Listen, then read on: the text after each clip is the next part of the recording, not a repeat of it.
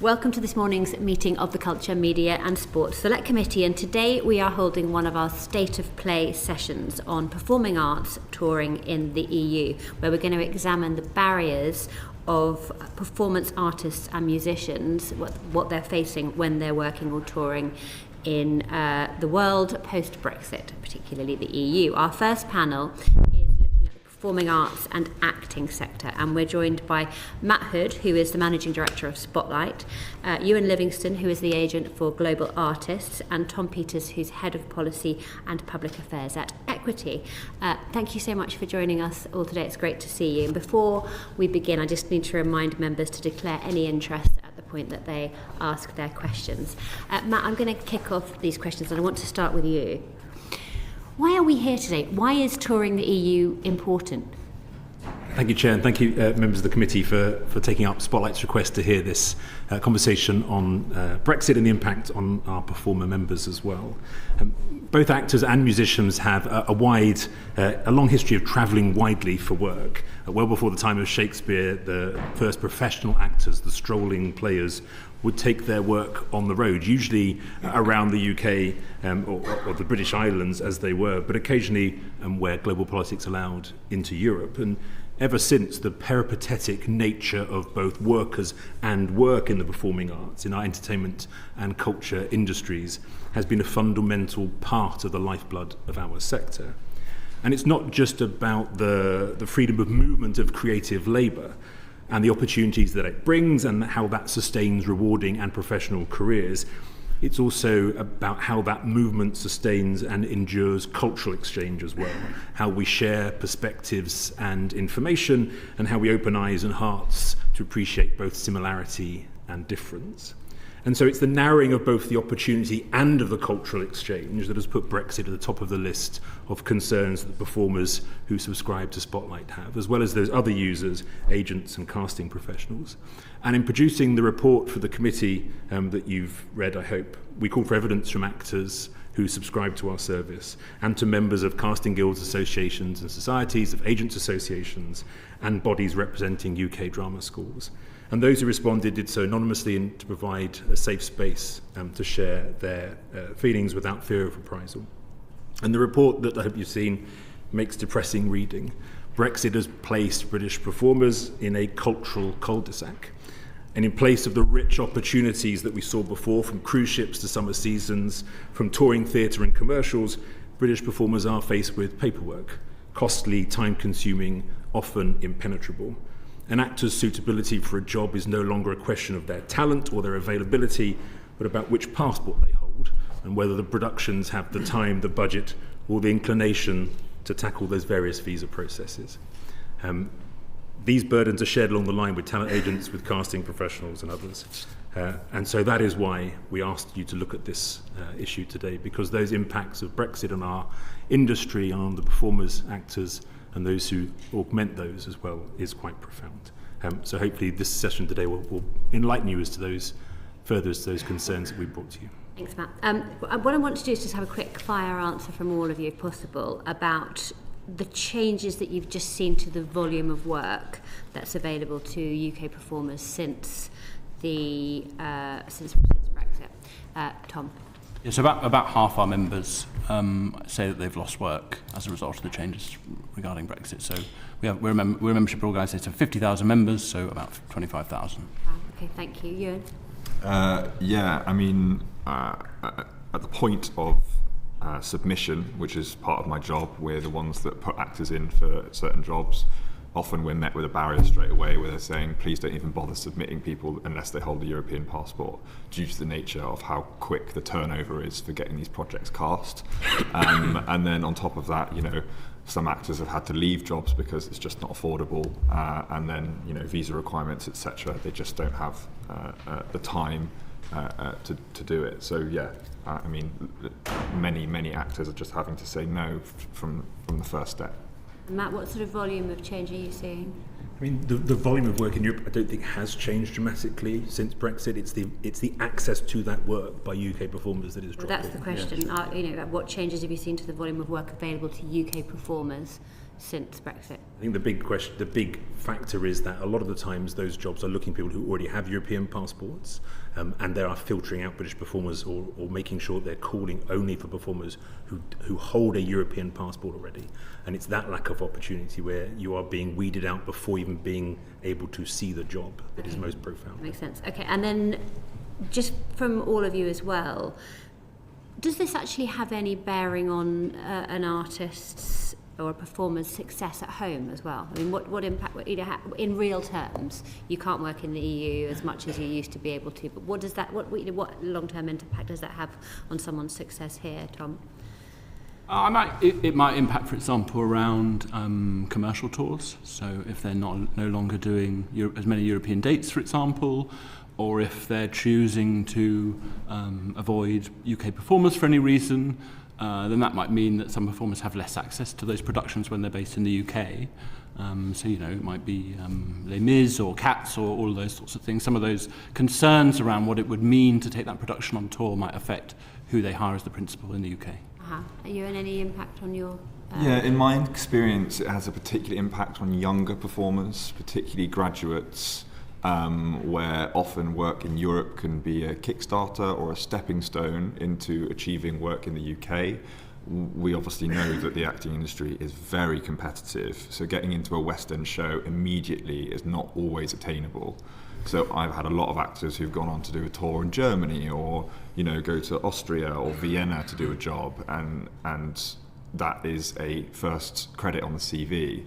And then suddenly when they're being submitted back in the UK, they're going, oh great, they've got this credit from, a credit in Germany is just as valuable as a credit in the UK, but sometimes it's just more attainable for young actors who maybe don't have the CV to back up a submission for a West End show to go and work overseas and then come back. That makes sense, thank you. And then Matt? Yeah, just to add to what Euan said, I think it's those things like summer seasons, which used to provide, a summer, a seasonal job for performers to both trade, both to hone their craft, but also to gain an income which sustains them long term in the industry. It's that access to those sorts of jobs that are also disappearing as well. Okay, thank you. Damien? Thank you. It would be super helpful if we could quantify this. So you've all said that there's less work, and it may be because people are being blocked out in the first place. It might be because of complexity of paperwork. Is there any way of quantifying, either in days, in hours, in cash takings, in numbers of tours, numbers of performances of British artists and performers in continental Europe before and after leaving the European Union? It's very difficult because it's a bit of an unknown, and it's about producer behaviour. I had a bit of a look at the ONS stats, which showed a 19% fall in exports of performing arts to Europe between 2016 and 2023. So the EU is the only place where we haven't recovered from the pandemic in terms of the amount of performing arts that we export. So that puts a kind of concrete cash figure, but in terms of the kind of work lost, it's just very difficult because individual producers are taking different decisions now all the time. Okay, so it would be helpful to, I'm sure we have that ONS data, but it'd be helpful to perhaps follow up on that. Yeah. You mentioned in Equity that you had a survey and half members said that they had lost work. How do you conduct that survey? Just by emailing our membership. Was it by voluntary response, or was it sampled? Yes. So that is going to, yeah. You'd have to agree. I think that probably exaggerates because always when you ask a question and it's a voluntary response, you will always hear from people who feel most strongly about an issue rather than a representative sample. So it'd be helpful to get those actual numbers. Does any of you have experience of your members trying to get an Irish passport, for example? There's definitely a feeling among our membership that if they can access an EU passport, that is a very positive thing to do for their career, yes. And perhaps just for the to sort of set out the scene, could you just say what all the different requirements are perhaps Euan, in terms of visa requirements and social security requirements, all the different sort of levels of paperwork? We don't, as agents, do the visa application for our clients. Often it is a deal point in negotiation where we would say it is the producer's responsibility to pay and apply for a visa. So often that falls on the producer to be able to provide that. What does then happen though is the producer provides it, and I have had an example before where a visa has been sorted for an actor, but the visa has ended before their exit date from the overseas territory. And I had a client, for example, call and say, I don't really know what to do. What happens if I turn up at the airport tomorrow? My visa has expired and I get in trouble for that. So in terms of my experience in applying for visas, that's not part of my job or what I do for the clients. It's my job to make sure that the producer is doing their job in terms of providing that for them. Sometimes a visa isn't applicable. Yeah. Sometimes a visa isn't applicable where, you know, for example, a creative, a director or a choreographer might go out for 4 weeks to put up a show. So they use their 90-day sort of Schengen visa, but we've had examples where that 90-day cap has meant that they've had to turn down other opportunities because they've used up those 90 days for personal allowance plus work allowance, etc. And that's an example of loss of opportunity, loss of income, loss of job, because people have said, we want you to come and work for us, but they said, I can't. I wonder if any of the three of you could just sort of summarise what the difference is pre and post leaving the European Union in terms of sort of the volume of paperwork, of bureaucracy. I mean, bear in mind, of course, we were never a member of Schengen, so it may not be entirely obvious some of these things. But is anyone in a position to? Every member state has its own particular system now. Yeah. So some might have visa waivers, but they might be based on particular definitions of what a performer is, particular eligibility, or for different durations of time. And of course, each member state has its own taxation arrangements. There's the question around the A1 forms, which I think we're going to get into. So it just increases the administration for every single site that a tour might want to go to.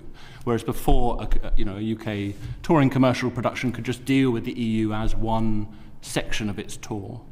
And how does it work in reverse? So for European domiciled performers coming to the UK, what's the difference in the regime? I have an actress who's Dutch. I believe she might be on a global talent visa. Working here, working in the UK. Yeah, I actually took her on after she'd been working in the UK for a couple of years already. There are also actors, I think when you're applying for permanent leave to remain, you have to be in the UK or work in the UK for a certain number of days. I don't know the specifics of how many days that is to qualify, but it does mean that sometimes, you know, when they are offered a job to go and tour somewhere, they can't say yes because they have to remain in the UK, etc. But again, I'm never involved in their application process, and often if an actor writes to me who's from Europe, I say you need to have the appropriate right to work documents in place for me to be able to represent you. And moving back in the outbound to outbound, and maybe this is quite difficult to quantify, and I'm sure it would be different for different sectors, and of course every act is different. But we talk about the EU sometimes as if everybody's going to be visiting 28 different countries or 27 different countries on their tour, whereas I guess some just go to Germany, and maybe. So I guess the question is, if you're just going to one country, how different is it for that act compared to the pre-2016 or pre-2020 regime?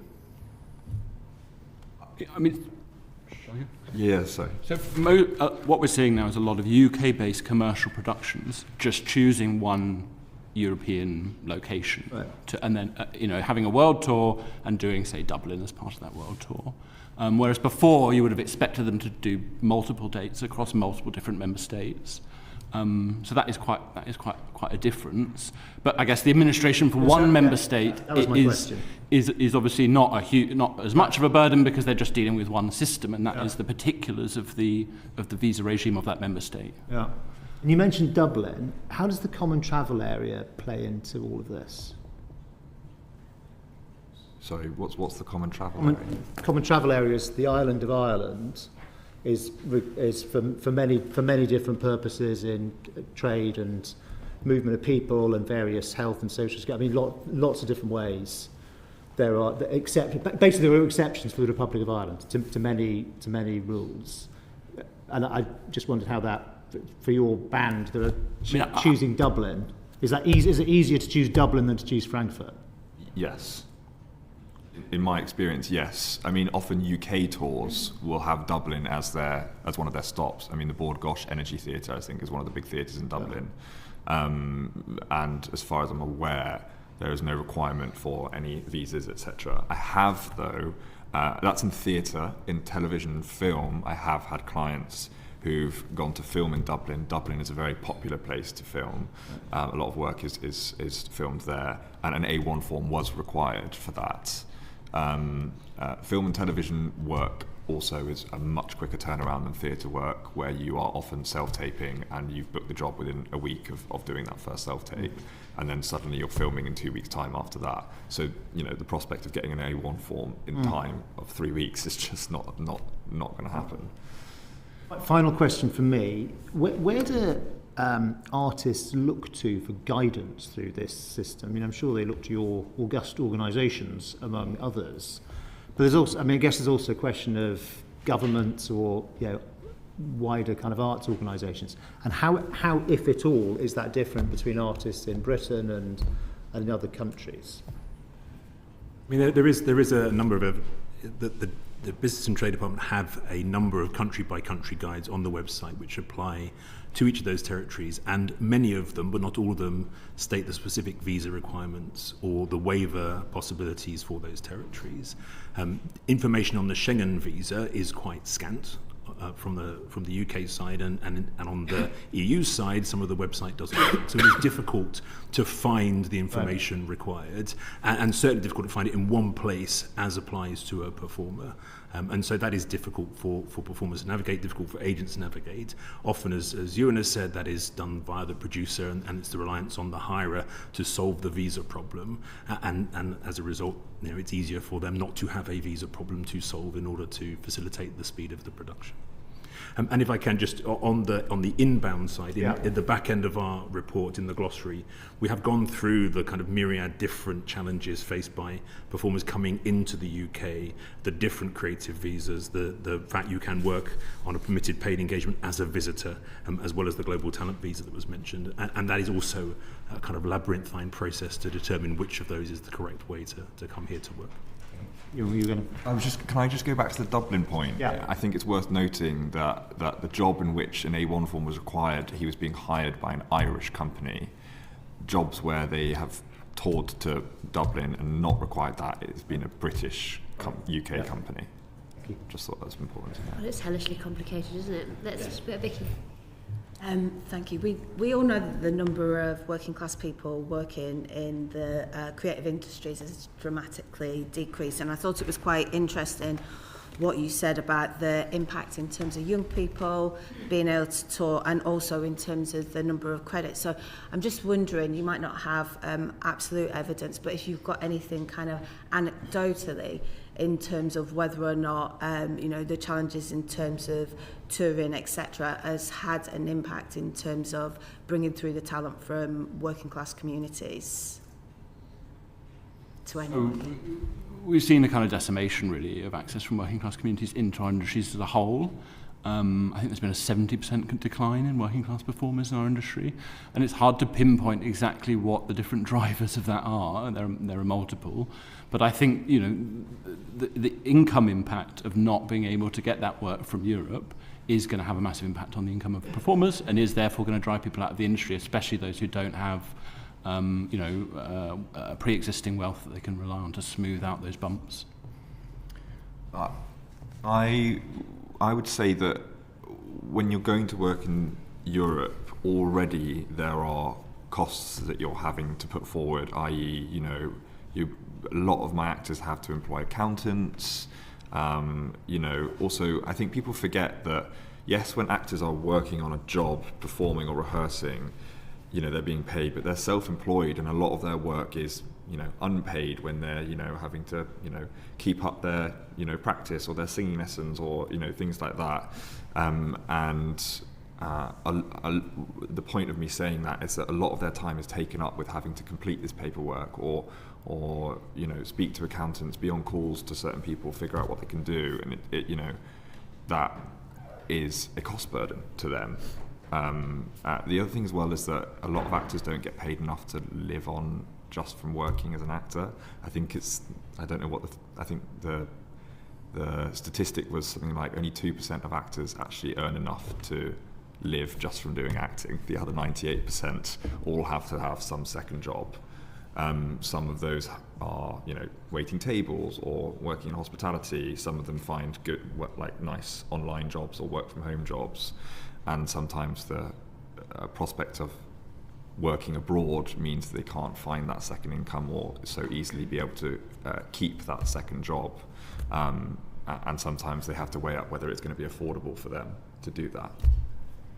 I think part of the challenge, not just the kind of the wages and the access to opportunities, is the access to social capital that's required, and how that is concentrated in the middle class performance bracket, and that is what is required to access. The fact you need an accountant. Where can you go for help with the visa? How do you communicate with your agent?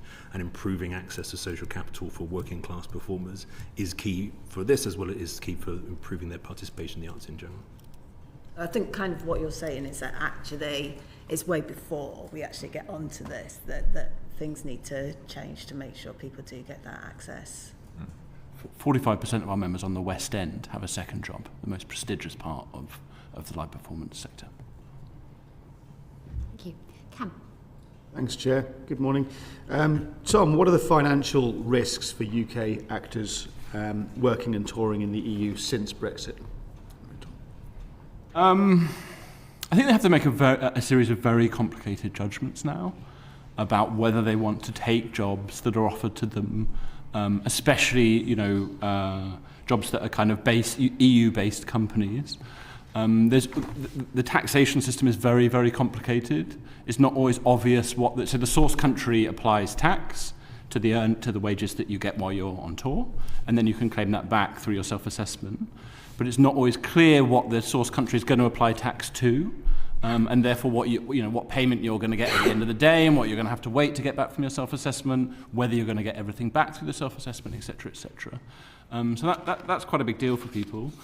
Then there's the issue around the A1 forms, and people, we've had issues of opera singers where their payment has been withheld until they can submit the A1 form, which the current waiting period is 7 months to get out of HMRC. And then there's the kind of question of, well, should I take this job if I might get something in the UK that will be better paid or less complicated? There's a kind of judgment about, do you want to take an EU job and block out that time in your diary, or do you want to wait for something that might be easier? So it's a very complicated. I guess the final thing is also about calculation of the 90 days. Where do you want to kind of use your 90 days? Do you want to use it for work? Do you have a family member, for example, who's living in Europe you might need to care for? Is your partner have family in Europe that you might need to visit?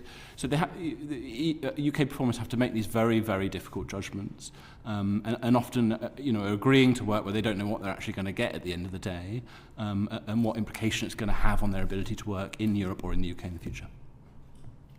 Yeah, it sounds as though, particularly if you don't have that money to put up front, that's quite a big gamble if you might be looking at 7 months to get paid. Yeah, so I mean, for commercial tours, the UK producer will often meet the cost of accommodation, for example. So there's varying degrees of how much money a UK performer will have to put up at any one time. But I think actually the real question is, what are the earnings that I'm going to get back?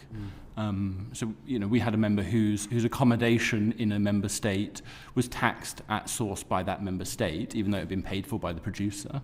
So they thought that they were going to pay tax on their earnings and their per diems, the daily living allowance that they get, and then they find that they've actually had the accommodation treated as a benefit in kind by the source country. So instead of getting £600 a week, they've suddenly found they got £300 a week, for example. And there's also that arrangement is different in every single EU member state that they might be working. Euan, Matt, did you have anything to add to that? Yeah, I've actually got an example payslip in front of me. I mean, looking here, this artist's total gross income of 1 month was about €4,170, and in total they've been taxed, social security. They also paid this is Austrian withholding tax and something that's called like an artist pension tax, which is basically a benefit for artists to use when they're out of work. But obviously as a UK actor, when you're working there, you don't really see that benefit because you're coming back to the UK, so you're not sort of reaping the benefits of what that pension is. It's also a compulsory thing you have to pay, and if you want to get that money back, you have to pay into it for a year before you can get it back. So if you're doing a 6-month job, you have to carry on paying 6 months worth of contributions even after you finish the job to be able to get that money refunded back to you. Right, during which you might be out of work. Yeah. Okay, thanks.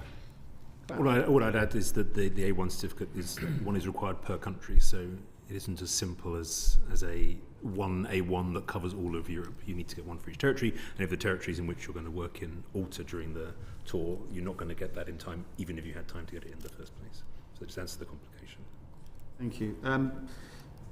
Tom, you already mentioned that it can take 7 months to process the A1 forms. How common is it for performers working in the EU to have to be unpaid, to have a delay to their pay? We have had that a lot from members, especially that's a real issue that has come through our singers committee, so especially around opera. That they just have, we've had a series of complaints where members have had their total pay withheld until they can provide the form. So often they go and do the work and then they're waiting for several months for the money to actually come through. Euan and Matt, did you have anything to add to that response? On the A1 forms, they don't accept digital copies. It needs to be a physical copy, so there's also an added delay there where you need to try and get the physical copy to these companies. I also want to add on the cost implications. Almost all actors have agents as representation, and they have to pay a commission to these agents for doing the work. So on top of all these taxes and on top of all these withholding taxes that they're having to pay, they're also paying a 12.5% commission to agents to help them manage these jobs and go through these pay slips and do this for them, which is also a commission on their gross payment, not their net payment. So that's an added thing that is being taken off their wages. Yeah. Thank you. How often do actors have to turn down EU work simply because they can't afford it? To Euan, and then as follows. It's difficult because there's an element of not desperation, but actors want to work. They really want to work. But sometimes they have to balance whether they want to do it over the affordability of being able to do it. So I would say yes, I have had actors turn down jobs because it's just not feasible or affordable for them. Also, sometimes I've had actors who have been working away in Europe who've then come back and said, I never want to do that again because it's just not enjoyable for me. There's too much paperwork, there are too many hurdles and loops and things to go through. Actors have walked midway through a contract, they've just gone, I actually can't afford this anymore. And so, and then, that has a trickle-on effect to the producers and the rest of the cast. If, cast members are walking midway through a contract, they can't put on the show, So, yeah, again, I can't quantify how often that happens or how many times that happens, but in my experience, it does happen. Is there any support to performers that are sort of jumping through those hurdles, either from your organisations or elsewhere? I try where possible to help as much, but again, my experience only goes so far in terms of what I can tell them. I'm not a tax specialist. I always advise getting an accountant, but again, that's an added expense for them to do. So, I try where possible, but, I work for a company and, I have a boss telling me we can't be liable for telling them something that might end up not being correct. We always say we advise you to speak to a tax specialist about this. So, yeah. Matt? More than 4/5 of those who responded to our call for evidence reported that they were aware it was more expensive post-Brexit, the whole process of going through the visa applications and the paperwork to get to work in Europe. Those are those that are aware of it, and there are many more that are kind of protected by their agents, by others, from the realisation of the costs of it. I think the real challenge is that who do not have the opportunity to turn down work. And so they will go for work even when it is cost prohibitive. And often we'll see the charities in our sector, the benevolent funds and others who will step in to support performers when they're suffering hardship. But our organisation is not able to provide that support, that financial support directly. Thank you. Tom? I mean, a major source of income for our opera singers used to be short-term cover. So if a principal was ill in, say, a house in Italy, one of our opera singers would get a very quick last-minute call saying, we've got a sick principal, can you immediately come over and cover the role for a week or whatever it was? And what we're increasingly seeing is that just the administrative complexities make that very, very difficult. So it's less about affordability, but more about people saying, oh, hold on a minute, can we actually do everything that needs to be done to facilitate that performer to come over for a short period of time? We had one instance where someone had actually ended up in a correspondence with the Italian embassy about doing one night in Italy, and had a letter from the Italian embassy that she took over and showed at the border and eventually managed to get the job for one night. But that's the sort of level that people are going to try and understand whether they're actually legally allowed to do the job or not. Can I just add one more thing? I can only speak on behalf of my company, Global Artists, but we an unwritten rule, I guess, that we always take the equity minimum rates in the UK as the base rate of pay to take a full 12.5% commission. I have had clients who are being paid less than that in Europe. I think it's €350 per week for rehearsals and €450 per week for performances.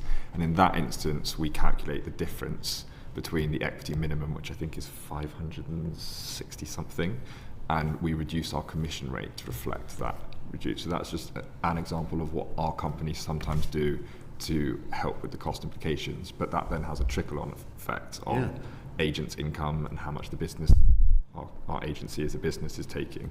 I don't know what other agencies do in those situations, but that's just an example of how we try and help financially. Thanks, Chair. Thanks, Cam. Let's move on to Rupert, please. Thanks, Chair, and thanks, everyone. I just wondered what effects the barriers to working in the EU are having on the performance arts sector as a whole. Anyone who wants that? Is it shrinking, contracting, expanding? I don't know if it, again, I don't, I'm just going off what you said before. I don't know if it's the, I don't know if opportunities are reducing. I think it's actors not seeing the opportunity, not being able to have the opportunity before. You know, it's not that the work is becoming it's not that the work is, you know, there's less and less work. It's that actors just aren't even able to do the work from the first point of whatever it is, because, you know, it's either not affordable, they don't have a European passport, etc. So I think it's less about the quantity of work that is being produced and more about how accessible and easy it is for actors to do that work. I mean, we used to have a great competitive advantage in that we were the only native English nation with frictionless opportunities on the continent. And since the administration for our performers, you know, our talent has increased, it broadens the labour market to open up to Australia or America or Canadian performers, all of whom are treated as third countries. So we've, in a way, you know, destroyed our own competitive advantage by reducing the frictionless ease by which UK talent could be contracted from Europe. So it's an act of self-harm. We've shot ourselves in the foot. I mean, I think our members would see it that way, yes. I mean, you're an agent, and Matt, one for you as well. What does this restricted access to the EU market mean for the career path of agents, casting directors, other industry professionals?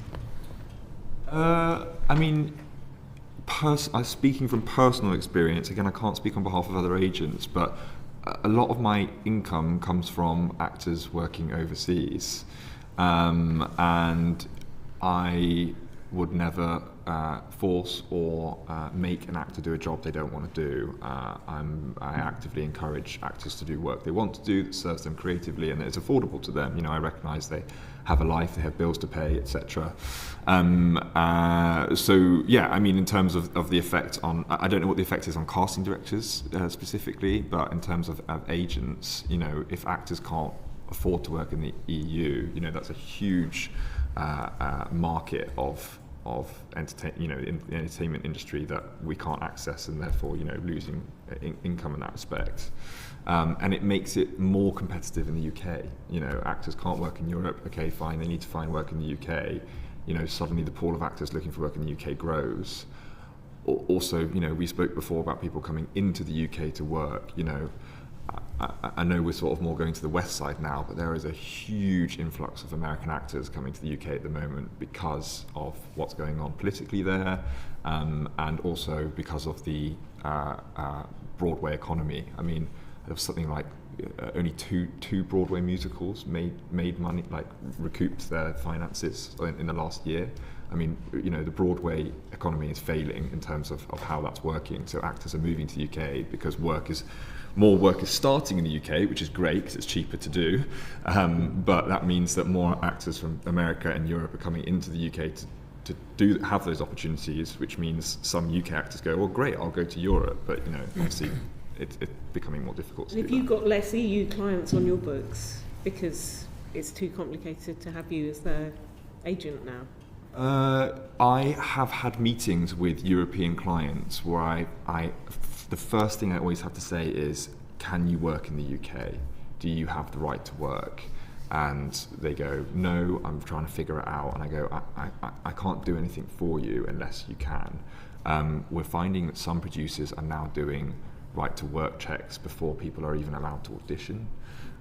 Before they've even been offered the job, so it's just not something that we can even consider. So yes, I have had to say no to representing actors because they've not had the right documents to work in the UK.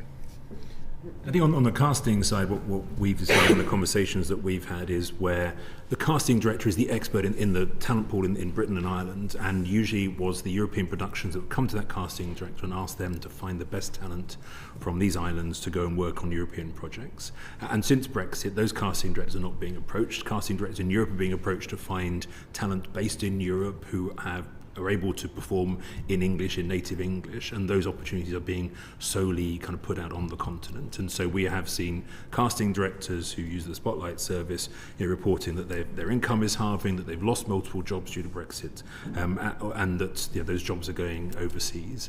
I mean, occasionally those casting directors will still look at the British talent pool, but as a preference they're casting from the continent and for people who are already cleared to work in Europe, and the casting director is also caught in that as well. What about the talent pipeline? I mean, I used to be in academia before all this, and we've had reports from drama schools that they're not getting EU entrance anymore because it's a third country. The fees have ballooned up. They're now classed as international students, and especially the smaller drama schools. I've got one in my seat. What effect has Brexit had on the talent pipeline to people coming through the system? It's certainly something that drama schools have reported. They're finding it much harder to attract students from the EU. There's a loss of income for them. There's also a loss of the diversity of the pool of students that are coming in, and there's a loss of that learning going back into those EU nations, and the kind of great world-class British drama system and training that we have is not therefore being dispersed back into the EU talent pool. But there is a financial loss of opportunity. Those drama students that came from Europe before were assisted to do so. Now they are coming in as you said, as third-party students, and the fees are no longer attractive to bring them in. We've been running a campaign around Bristol Theatre School, which, due to the changes, is having a really, really hard time making the numbers add up. It's one of the most prestigious drama schools we've had. It was Sir Daniel Day-Lewis, Olivia Colman, lots of very well-known alumni, and they're really thinking about whether they can continue with the kind of more public model. And then last one from me, I'm having a flashback to the 1st of April 2022. In this very committee we had the really useful theatre group, and it sort of caused headlines, some evidence of theirs. The Daily Express headline, Brexit fury as EU Phantom of the Opera tour coming from China. So the evidence we were given is it's actually cheaper to take a Phantom of the Opera production from China into the EU, despite the distance, because it's only one point of entry and it's just a lot less red tape. I mean, we're having a reset now. Is any of that, do you foresee that fixing? And if things carry on like they are, are there really serious long-term implications for the industry? So would that situation still arise today, this crazy thing that made all the headlines back in the day? And how can we fix it? I don't know about the China example specifically. I think, as I say, what we're seeing is UK producers reducing the number of dates they're doing in Europe, which means less work for our members. and we're seeing EU-based producers overlooking UK talent. Yeah. Is there another anomalous example you could cite us today of this sort of madness, that distance and red tape are all clashing here? Not an obvious example. I would say that I have noticed an increase in the amount of work that is now going further overseas outside of Europe. I think producers are finding it easier now to take productions to Dubai. There's a huge growth in Dubai in terms of work there. I've got productions going to Delhi and Mumbai in India, China, Japan, all these places. There's a huge big Les Mis world tour happening at the moment, and almost all of the dates are Singapore, Manila, etc. They've done very few European dates. I think they've got a few in London, then they're going off to New York, and that's it. So I have noticed that producers are producing work a lot less in overseas territories, particularly British producers. Often the work, in European overseas territories, often the work that is happening in Europe are German promoters or German producers. That's for Germany, for example. But yeah, I think that's what I would say. More in the film and television era, I think, where what we're seeing is productions that could have been based in the UK are basing themselves in Ireland because they have access to both the UK and the EU markets if they're based there, and that's particularly attractive. And you see things like Wednesday, the second season, went to Ireland from Romania, did not come to the UK, and that's part of the attraction is the ability to work across both markets. Wednesday, the Netflix thing. Second season moved from Eastern Europe to Ireland. We went to the animation studio where a little sequence of it was filmed exactly a week ago, did we not? Mm-hmm. Yeah, thanks. In Ireland. Thank you very much. And finally, we're going to Liz, please. Thank you, Chair. Good morning to you. Apart from rejoining the EU, what solutions would you recommend to the challenges we have discussed today? If I can ask that first to Tom. I think the buzzword for me is just standardisation. That might be that the UK government does a deal with the EU Commission that's EU-wide, or it might be that they continue doing a kind of multilateral standardisation of the kind of terms by which UK talent can work across the member states. And, we have different sectors have a lot more output in different parts of Europe. So it could even be that the UK government looks at dancers, most of the work was in Belgium and Germany. Why don't we try and figure out how we can have some kind of standardisation in that area? We're very pro the visa waiver policy asks that have been put forward by multiple campaigns. But that isn't the be-all and end-all. There are lots of steps that the UK government could be taking in a kind of multilateral way in advance of a big deal. Euan? Yeah, I would agree. I think standardisation in terms of tax treaties, etc. I obviously know that the UK has tax treaties with European countries, but standardisation across the whole of Europe would help in terms of the paperwork, etc. that comes with that. I think the other thing as well is the freedom of movement. I think the 90-day cap is such a restriction, and I think visa requirements, etc. Are restricting young actors from taking opportunities and growing careers. So I think that's another key point as well. How quickly could opportunities for UK actors resume if the government and EU Commission agreed a visa waiver for performers? Well, opportunities would grow instantly because it would eliminate the need for an EU passport or a European passport. Suddenly anyone with a British passport can go and do these jobs. So it's more about opening up these opportunities that have had to close because of the restriction of movement to British passport holding actors. Matt, can I ask you what engagement you've had with the government about improving the ability of UK actors to work in the EU?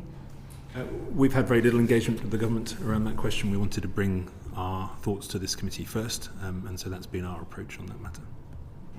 Have you tried? Or they not want We've had a number of meetings with the British government and different departments on various subjects, but not around Brexit. We've also found it very, very difficult to get the level of engagement that we had hoped for in advance of the EU summit. We've written on A1 forms and found it very, very difficult to get a reply, to be honest. So we'd hoped for much more. The government has stated that it has no intention of rejoining Creative Europe. Why should ministers change their minds? I mean, Creative Europe has been a great success and has been a great success across Europe for those EU countries who are part of it in terms of both the cultural exchange and the financial benefits of the industry as well.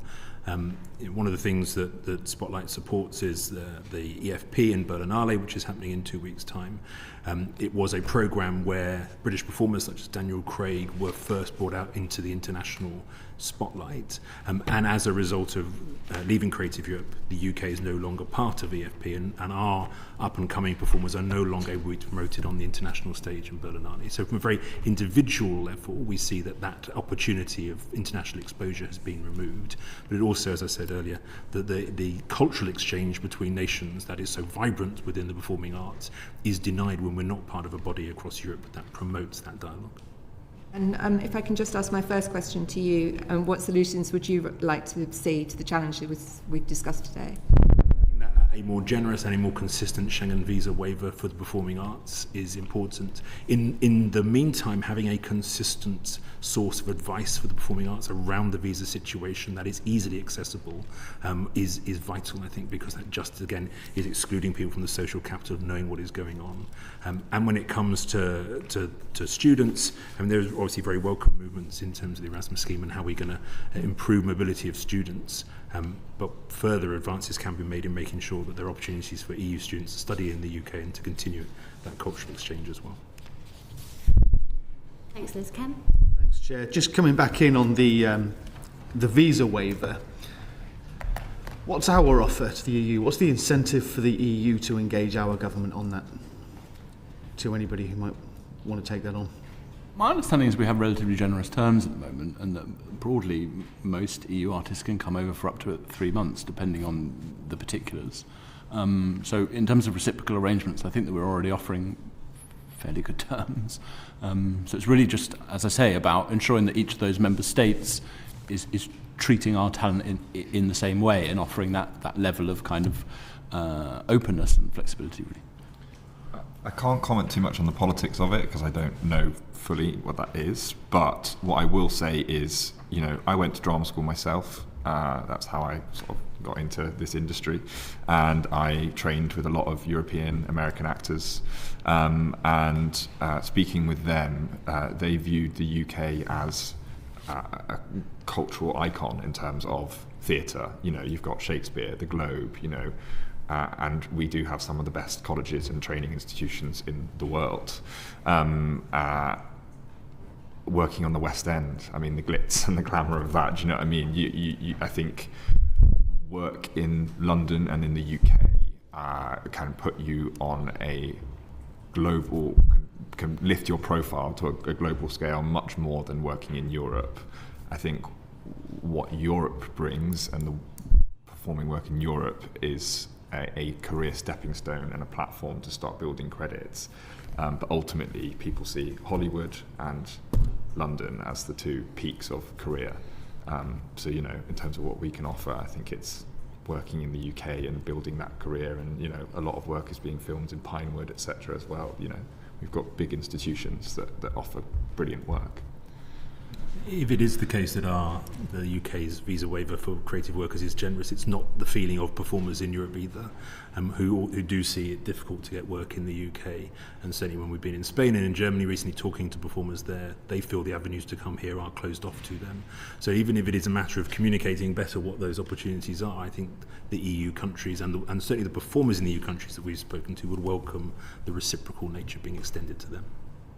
Please. I mean, European audiences want our talent. I mean, we've been a world leader for a long time, and UK talent is without par really in the world. Incredible skills and training, you know, incredible experiences. So that there is a strong incentive, I believe, on the other side for them to be open to us, just purely on the basis that is what people want. You know, they want the amazing British director, UK director. They want the amazing UK principal. So I think that we have a strong basis just on the basis of what the workforce can offer, really. And that's actually why, as I gather, in the past, it seems like the EU have been fairly willing to be reasonable about this when it was discussed the first time around. Thank you. Thanks, Chair. Cameron. That's the point, isn't it? I think that it feels to me like actually if the government were to start engaging in a series of kind of bilateral conversations about cultural agreements with other EU nations, that they would be pushing at an open door. I think we've got quite a lot to offer in exchange for that. Do you get the sense, and I mean, it sounds like you haven't had the opportunity to have many in-depth conversations with the government on this, but do you get the sense that the government should be doing more to kick off those bilateral conversations and to start talking about whether we can do bilateral cultural agreements over, over how this could work better, more smoothly? It seems like that would be a politically feasible route, and it doesn't mean that you're going to be accused of trying to reopen negotiations that happened in the past, etc. So it seems to me that there's a lot of scope for that to be taking place. I'm not involved, so whether they feel that is happening already or not, I don't know. But I think there's a lot of scope. Do you agree? Yeah, absolutely. I mean, again, I don't know too much about the politics of it all, just in terms of what my profession is. But, I know that there are visa treaties or visa agreements with countries. I know there's one with South Korea, that it feels like there are options open to us, and I feel like maybe more could be done to open those conversations to explore what those options are. You agree? I think the challenge that our sector faces is we often fall between different ministries, and so whereas DCMS may understand that cultural and economic impact, maybe business and trade does not, and so it is not as simple as talking to one part of government. And whereas the economic value of our sector is so huge, but is also underappreciated at times, and we have to, as a sector, make sure that economic and cultural value is well articulated. Yeah, and there's also the kind of additional issue that where a DCMS may be your kind of anchor government department in the sense that they're supposed to champion you. Kind of international cultural agreements need to be negotiated by the Department for Business and Trade or even the Foreign Office, right? So it's about that kind of silo working, which we all know government is famous for. Vicky? Euan, you said again about a career stepping stone into credits in terms of working in Europe. And one of the worries that I have is, I asked the question earlier in terms of access for working class people into this. If they can't get into there to be able to have the career stepping stone, what more can and should we be doing? And just a question for all of you is in terms of making sure that doors are open for working class people in these industries. Yeah, I mean, it makes it much harder for them. I mean, I work with casting directors all the time, and I speak to them and I go, what is it you look for when you're looking at someone's spotlight or you're trying to call someone in for a job? And I talk about currency. They need to be looking as if they are working. If you've got a gap in your CV from 2022 to 2026, they're going, well, why haven't you worked? What was the gap there? Why aren't you booking jobs? And sometimes that European work is that gap, it's that stepping stone, it's building those credits. Cruises are the same thing. Sometimes a cruise on a Royal Caribbean or something like that. But there are cost implications of those. So yes, it's having effect on working class actors who maybe can't afford to do those jobs. What can we be doing to help? I mean, making it easier for them, putting it simply, you spoke about a support line or help to sort of understand taxation and how that works overseas, etc. I mean, you also mentioned earlier that sometimes these European jobs, most of the time they do offer per diems and they do offer accommodation, etc., which makes you go, oh great, maybe that is affordable because I'm not having to pay rent. But obviously sometimes there's a taxation on that because they treat it as a benefit. I think it is making it harder for working class actors to break into the industry, particularly from graduating.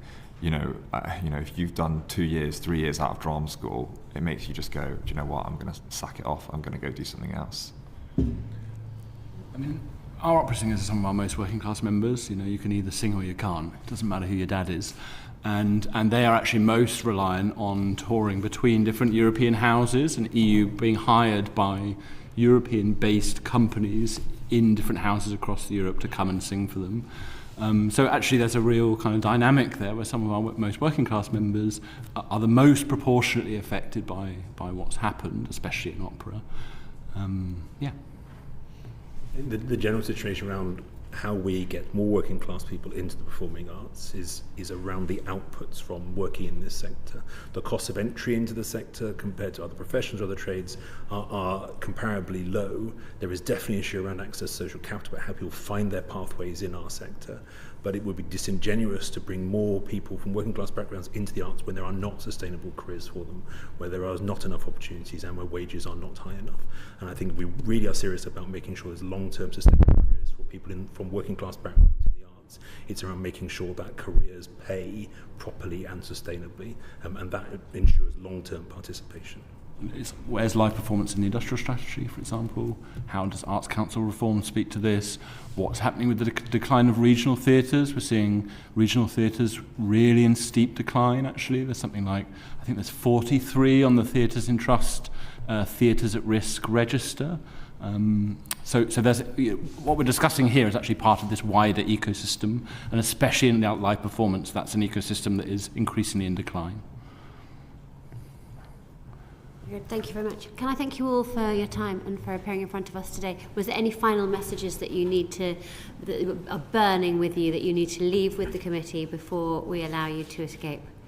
I just wanted to say about theatre and education, which we haven't mentioned today, and that was UK performers being tasked with going and delivering English language theatre education in European schools and other education institutions. It was a huge part of our members' income, and it's been absolutely decimated as a result of the changes. Yeah. One company, Whitehorse Productions, is saying that they have got half the work now, and as a result they've reduced their company by half. Thank you. Euan? No, I don't think I do have anything to further to say.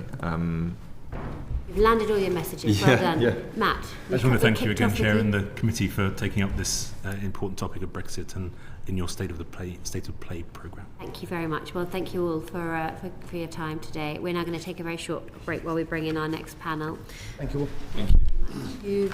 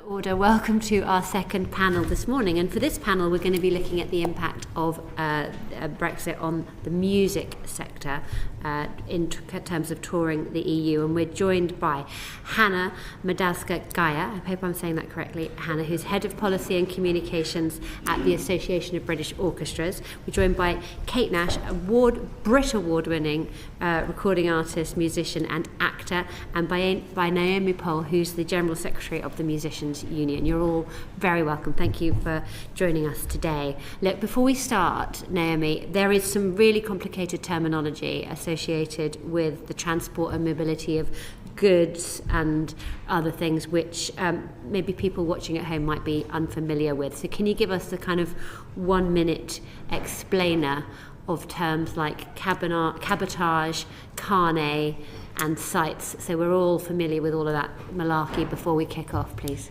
Thank you. Absolutely. I think the music industry, we had to kind of get our heads around this quite quickly because these were words that we'd never used prior to Brexit because these rules just didn't apply to our members. So cabotage rules essentially are about transporting freight around from territory to territory, and the cabotage rules mean that you can only make 3 stops in the EU before you have to return to the UK. So this affects orchestral tours, for example, when they're transporting instruments and equipment. ATA carnets were the stuff of legend when I first started working at the Musicians Union because they were something that musicians had to deal with long ago, and now they're back in effect in Europe.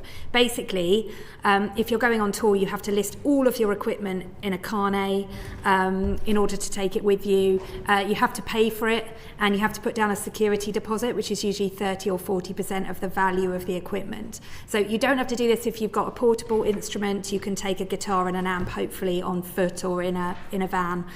But for large amounts of equipment, bands and all of their kit, they have to list it all.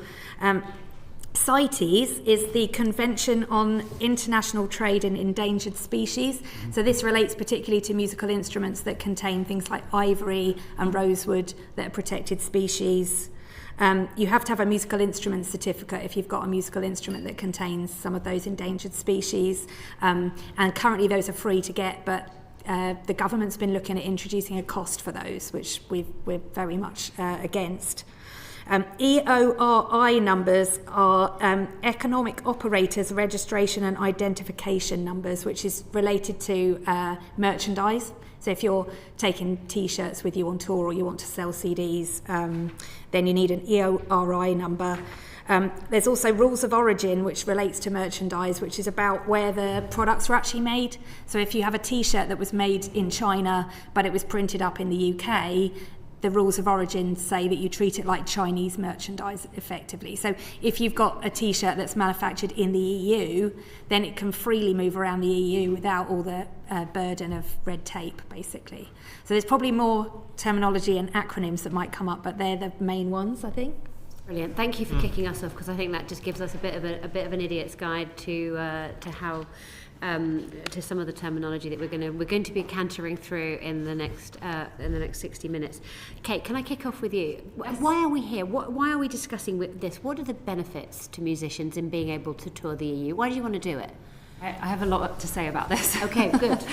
On a personal front and professional. So I think personally, being able to tour in other countries has helped me develop my skills as a performer. I think performing in other countries makes you a more dynamic performer. There's a cultural exchange that I think is really important. It gives me context for a wider world. I'm able to learn from others in their place of work. Also, I think that British culture, we like to see ourselves as sort of the centre of being like at the cutting edge of music. That's never more present than at festivals like Glastonbury, and I think historically we've been celebrated around the world for like our contribution to music.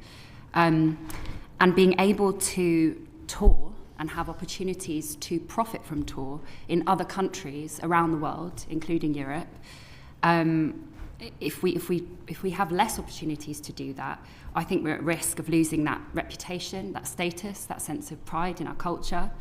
And also, I think it will have a knock-on effect on the UK economy. And I can tell you why I think that there's a direct link there. But the more we limit artists in this sense, the more that we limit UK culture on a global scale. I think, that I see music as a source of joy, and I like to spread joy around the world. I think there's validity to that. I've seen people grow in confidence at shows. I've seen people find communities in cities that they don't necessarily have their own community. I believe in diversity being a positive thing, and I think becoming more worldly has informed me and made me a smarter, more sensitive, more empathetic person and a better employer. I also see music as a work and as work and as a job. It is my job.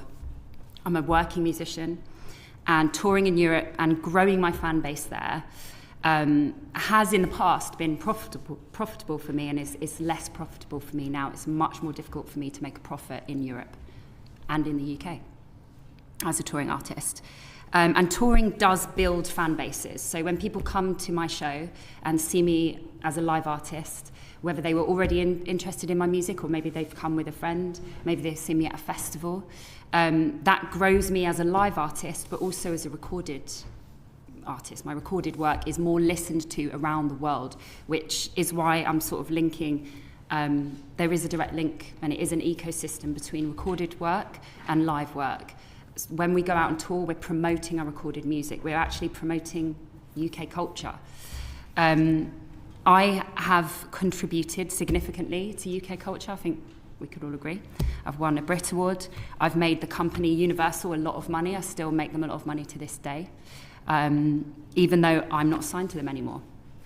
And if I had not toured my first record, Made of Bricks, there's no way that impact would have been as significant. I make the streaming companies money, even though my share of the profits, in my opinion, are too low and unethical. And these companies are major companies in the UK. They make a huge contribution to the UK economy. And if people around the world, including in Europe, cannot see us live, and we lose the ability to promote ourselves, those numbers, those streaming numbers, will go down. And I think that will have a negative impact on the UK economy. Music, I think, brings in roughly, the last figure I read was about 8 billion a year to the economy, so that's significant.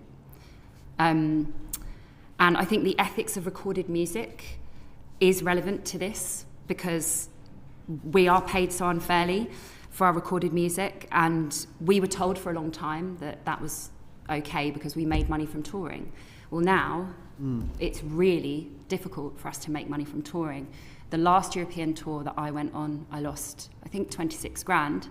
And the last UK tour that I went on, I lost about 13 grand. 6 days before the tour in Europe, I had to let go of a crew member. It was around Christmas. I felt terrible about this. But I was doing everything I could to cut costs, which I also really dislike as an employer, because I don't want to do anything to sacrifice the integrity of my show. I think, having been an artist for 20 years, having the success that I do, the fan base that I do, selling thousands of tickets, having millions of streams, I'm within my rights to protect that integrity. And just to make it really simple, I wish I could fly across the stage like a Beyonce or something, but I can't. If I had the budget, I would. But to me, the integrity of my show comes down to having 3 band members, a drummer, bassist, guitarist, a sound engineer, a lighting engineer, a tour manager, a guitar tech, who's someone who'll be on stage in case anything goes wrong during the show. I think that's pretty integral. Sometimes a photographer, and that's it. And that causes extreme losses on the road in 2025, which is like when I was last touring. I think that music should not be exclusive. I think it's for all. And it does become an issue of class. Becomes an issue of race, gender, sexuality and identity, because the doors are fast closing on who can choose to take such a financial risk. That's really real. If a younger, newer artist doesn't already have disposable income, I really don't understand how they would be able to do shows in the UK, let alone shows in Europe. I think there's a pipeline that we're not really thinking through about the future of UK music, about how we're actually seen culturally around the world. And I think that going to tour in Europe, to have cultural exchange, to develop our talent, our skill, I would not be the artist that I am today had I not done 20 years of touring.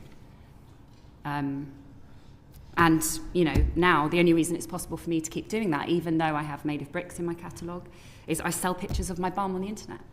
I started an OnlyFans account during my last touring cycle to get some attention on the issue, which it did. I was in every newspaper in the country, because I think I myself and a lot of artists are quite sick of screaming into the void about how difficult it is. So I'm so grateful to be here and to be included in this conversation, because I'm really, really passionate about what I do.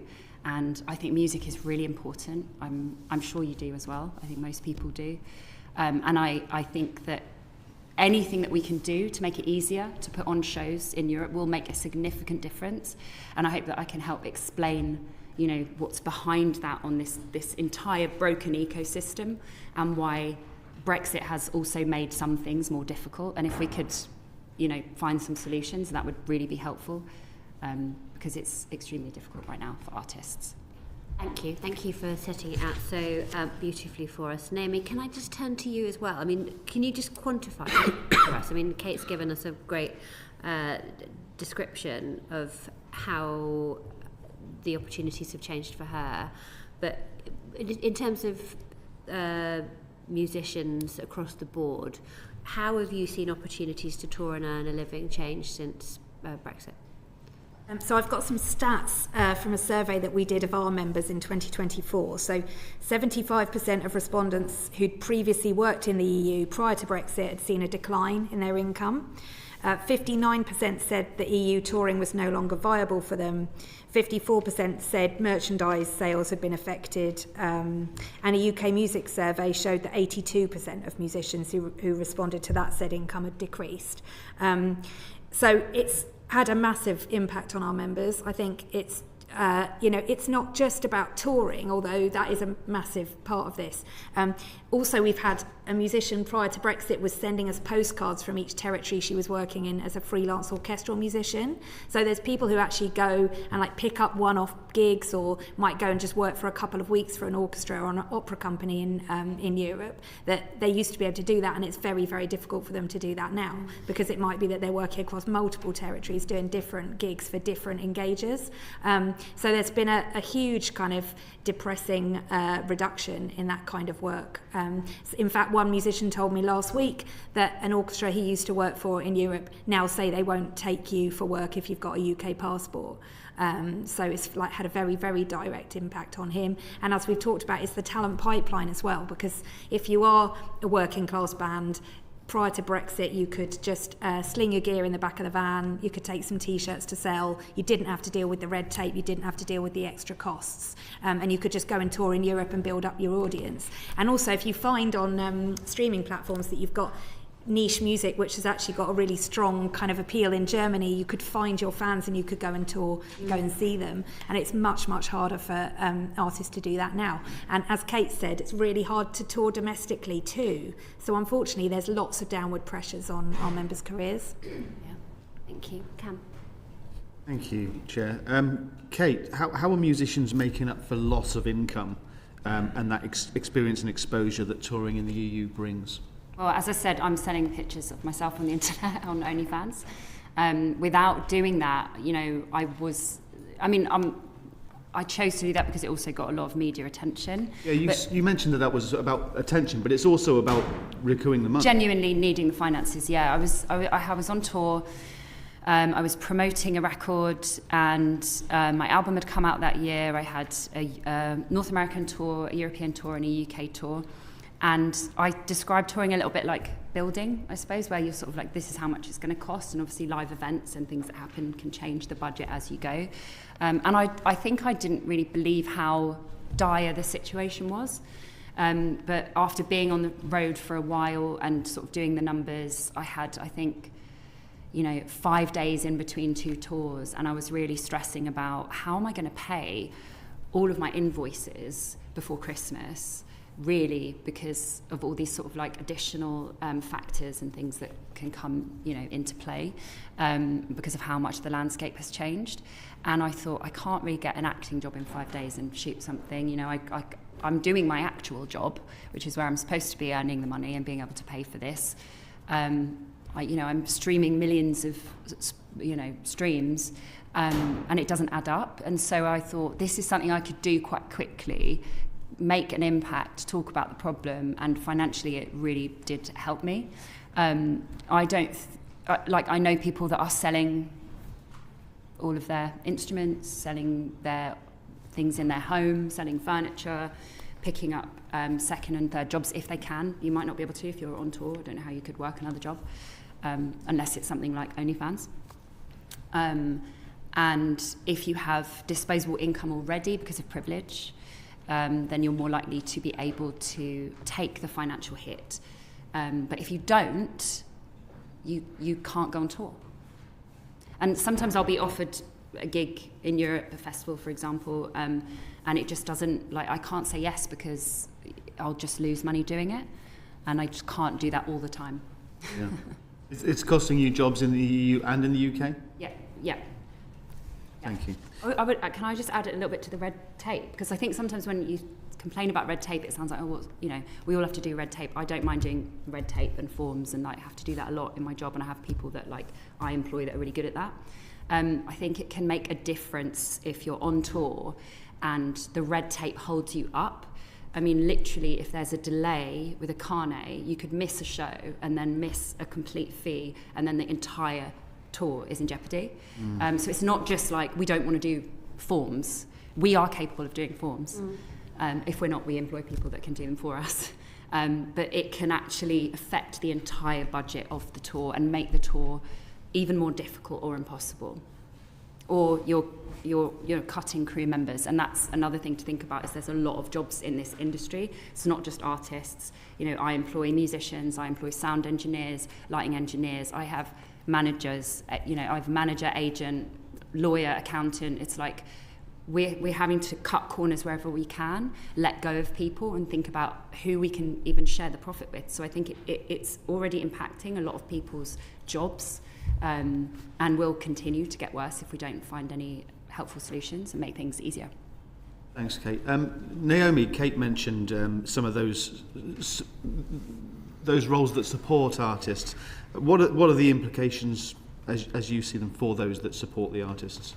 Musicians, engineers, etc.?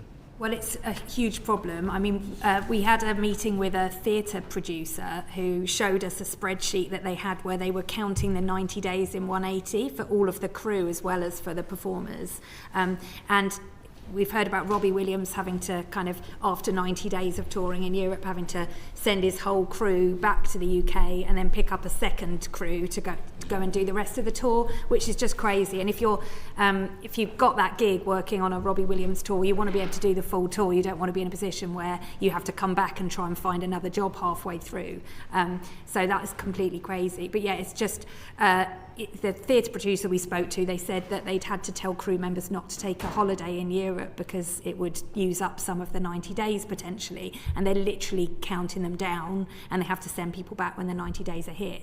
So it's definitely reduced opportunities for crew. And also, I think US productions would sometimes come to the UK because you'd get access not just to the UK but also to all of Europe, and you could use UK talent, but also you could bring in crew from Europe if you wanted to. Obviously that's not possible now. So I think it does make the UK less attractive as a destination for productions. Thank you. Hanna, anything to add? I would echo a lot of what Naomi and Kate have expressed. Obviously, I'm speaking on behalf of the Association of British Orchestras, so we're talking about large-scale touring with large groups of people, so the costs are multiplied.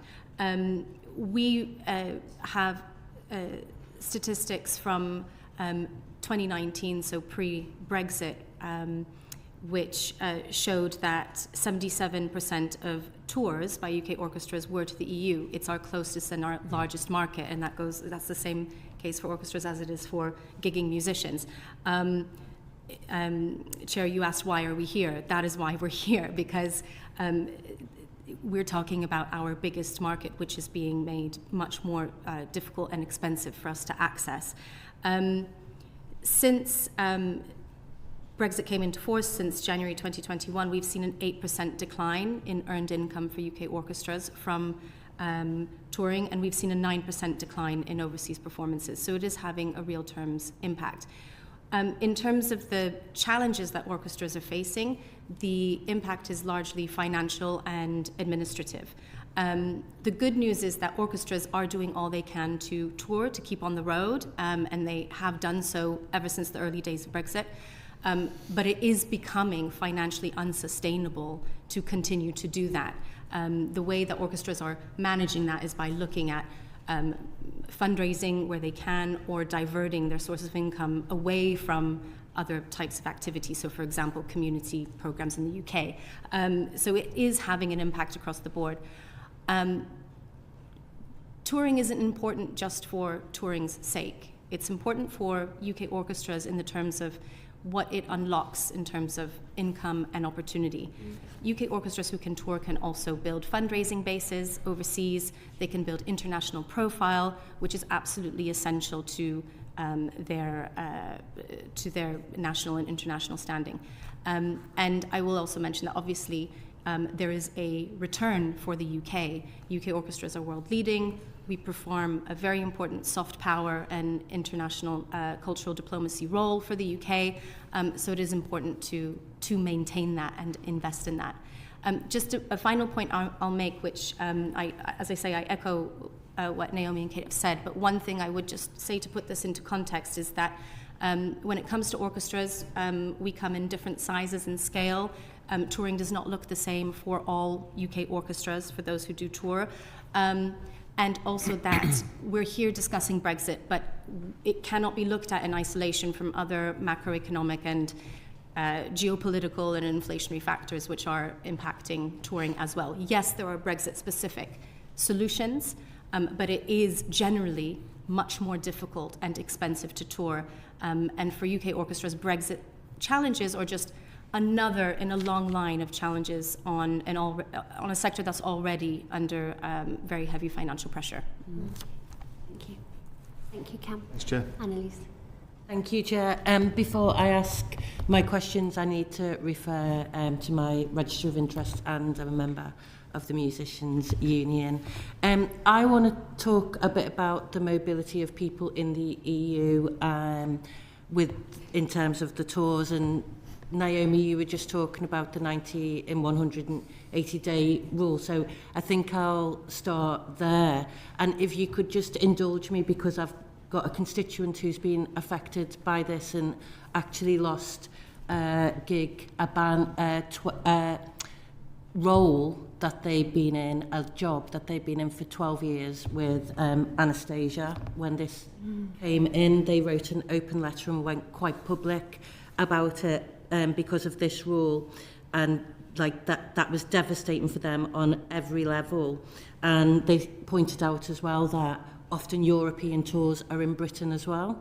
So he has not just lost jobs in Europe, but also in Britain as a musician who's a member of the band, and obviously that will go for crew as well. So I was just wondering if you could go into a little bit more about the 90 to 180-day rule and what that means for musicians and crew as well, and also what the difference is pre-Brexit, and what impact do you think that would have if the 90 and 180-day rule was sorted out? Like, would that fix quite a lot of the problems that we face? I don't know who wants to start. Naomi, I'm looking at you because you went into the last question, so... Yeah, so I think there's a couple of problems. There's the 90 and the 180-day rule, which is to do with Schengen, but that it's not as sort of simple as that in a way. I mean, that's causing a lot of problems because musicians before Brexit could obviously just tour freely and go and pick up as many gigs as they wanted in Europe. So that's an issue, but also visa and work permit rules vary from territory to territory. So after Brexit, the industry spent a lot of time actually researching what the rules are in different territories, and even now we find musicians come up against kind of not having the right paperwork for a certain territory, and we think, well, we didn't know that was a requirement, and then you have to look into it, and then you find out maybe that actually it was just a mistake by a customs official. But it's very complex. It's not, it's if there was one kind of standard rule across all EU territories, that would resolve a lot of the problems in terms of admin. If we could get away from the 90 and 180 day rule, that would be fantastic, because we just want touring to be subject to as few restrictions as possible. But there's also issues like carnets, which are really costly. So some of that could actually be addressed by the UK government without necessarily needing to renegotiate with Europe. So it's complex, but I would say visa and work permits are definitely kind of at the top of the list of big problems. Kate, have you had any direct experience of the 90 in 180 or crew members that you know, or musicians? Yeah, well, I think, crew obviously are working with multiple artists. So I'm promoting my album, but that my touring cycle is only so long and doesn't necessarily take up the whole year and isn't a full year's income for a crew member. So they might be working with other artists as well and going on multiple tours throughout the year. So then that can affect who I'm able to employ in terms of, are they actually able to do dates in Europe because of how many they've already done with other artists, not because they're not available.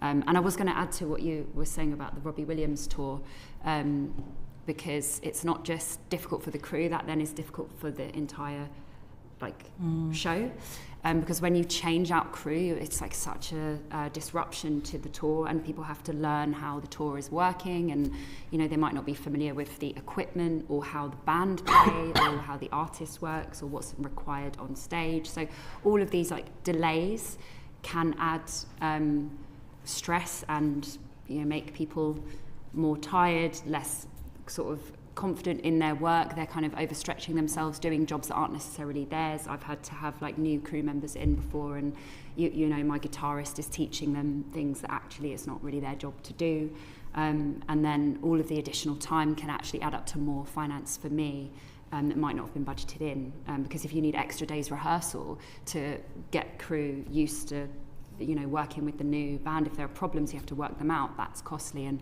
rehearsal rooms have doubled in price. So I can actually, when I played Glastonbury, I did a rehearsal and I'd already spent my fee before I got to the site. As a British artist and someone who has proudly, and thank you for your opening, it was absolutely brilliant and inspirational. You're proudly going out and promoting our culture. But if you were in a situation where you had a huge European tour that was looking to last 6 months, would you look to employ musicians and crew that had EU passports to get over this hurdle? What would you do? What predicament would you find yourself in? I really, I've played with my musicians for 12 years, and I think that is quite rare as a solo artist. You see it less and less now because people are, just saying it's just not affordable. There has been times where, I could have cut my band.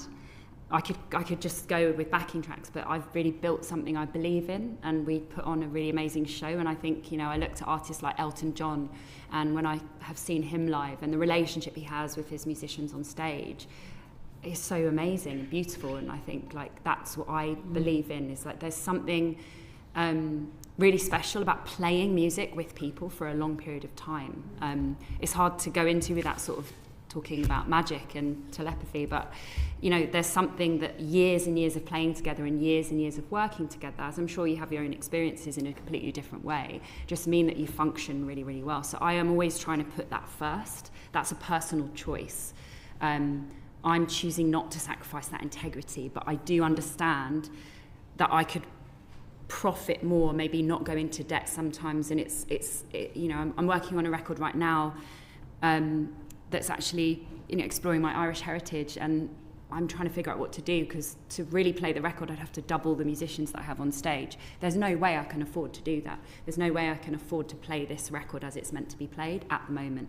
I think it makes me think about, in comparison, merch companies, for example. It does I might not necessarily be looking for band and crew in Europe. I know some artists would, and I think that's okay, because it might be the only way to make it work. But for example, with merch, it's cheaper for me to get merch, merchandise companies in Europe, because I need merch to make the shows profitable. Sometimes the only profit you're making is from the merch. So being charged on that and being limited on how much merch you can bring in means it's taking business away from the UK, and artists are definitely going to be looking at like companies in Europe, because otherwise they're just not going to be able to make the tour happen. And I'm making financial sacrifice, but it would be cheaper for me to hire crew and band in Europe. If I didn't care about the relationships that I have and the shows that I've built, I would just let go of them and move my business to Europe to make it easier. Yeah, thank you, Kate. And Naomi, you were talking about before about the problems experienced by EU visa rules. I wonder if you've already said quite a lot about it, but if you could just say a bit more about what that means practically. Yeah, so the problem is there's no single source of information for explaining what visas and work permits you need for each territory. So the industry's tried to put that together ourselves. I mean, the UK government said it's not their role to kind of provide a source of information about different visa and work permit rules for different territories. So there's kind of navigating what you need for each territory, and then obviously there's the costs associated with if you have to pay for a visa or a work permit as well, on top of that. So that's definitely been one of the major hurdles, I would say. It sounds like it would be something that is particularly an issue for like the smaller and medium sized bands who don't have necessarily like infrastructure around them to sort all of that out for them, basically. And you know, like we were talking about in the former panel about those stepping stones as well, and building your fan base, and you know. I think we've always said that kind of the really big artists and tours probably have teams that are, and they've kind of found ways to absorb costs, but it's difficult for them. But I think it is even more difficult at a grassroots level if you're a band trying to deal with it by yourself without any kind of support. And Hanna, you were talking about how orchestras have got this on a bigger scale, so could you say a bit more about, you know, what steps they need to do to comply with EU visa requirements? So the question is about mobility of people. Yeah. I will say for the record that actually for orchestras, the issues are trucks and carnets. When it comes to the 90 and 180 day rule, visas and work permits, yes, that is an issue. It's an issue that we share across the sector. In the early days of Brexit, I had countless calls and emails from touring orchestras who were trying to navigate the 27 different visa systems across the EU member states, and also within member states. So you have countries like Germany, which will have different work permit arrangements depending on the region. So it's incredibly complex, and the onus was very much on the industry to figure it out, get our head around it, and produce reliable guidance for our touring orchestras, for our musicians. So that was a huge pressure. I would say that now, a few years on, we're kind of just getting on with it. That's not to say it's not something to be resolved, but as far as orchestras are concerned, that's something that's actually a bigger burden, I think, on individual musicians than orchestras themselves. So orchestras will be sorting out a huge amount of admin and paperwork around carnets and trucks, and then planning the tours and that sort of thing to make them as lean as possible. But the actual visas and work permits, and whether someone's within their 90 and 180 day limit, is actually something that musicians themselves and players themselves will be managing. I would say the impact is probably more on soloists or opera singers, which I think the earlier panel also talked about. Where orchestras can feel the impact on tour is that now that the UK is treated as a third country, is when we're landing in European airports and we're stuck in endless queues now to get through passport control. And that can actually, even 1 hour's difference of a passport queue delay can make a huge impact on then rehearsal times and arriving in the venue and getting set up, and even musicians, you know, the level of stress musicians might be feeling, you know, and how tired they are after travel. Because of post-Brexit, touring schedules are much leaner, and we have to be much more economical with that time. So there's a knock-on effect in different ways. In terms of actual cost, orchestras don't carry that cost ourselves. Okay. Thank you. Naomi, can I just take you back to what you said about there just being no one single source of information?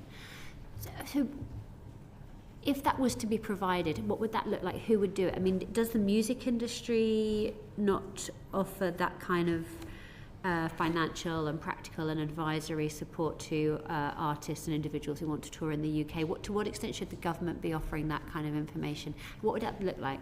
I think initially we wanted the government to have a sort of hub of information where we could, and we also have been calling for an export office, so somewhere centralised. There's sort of export offices that have sprung up around the UK, but they play different roles. Some of them are more about funding showcases for artists rather than kind of doing the practical stuff. But yeah, the industry's tried to pull the information together, but there is a risk, obviously, that if we supply information to somebody and we get it wrong, that it's then going to have a massive impact on their touring. So it's a difficult thing to do. We're not experts on the visa regimes in every territory in Europe, but we've had to become experts in a way because Dave, my colleague behind me, his role has been very focused since Brexit on basically dealing with all the queries from musicians that we get. Yeah. We produced a flow chart so we could say to musicians, if you're touring, have you got this piece of paperwork? Have you got an instrument with protected species in it? So then you need this additional piece of paper, etc., etc. So we do provide a lot of guidance, but I think it would be helpful if there was sort of one hub or an export office where there are people who could pick up the phone and help.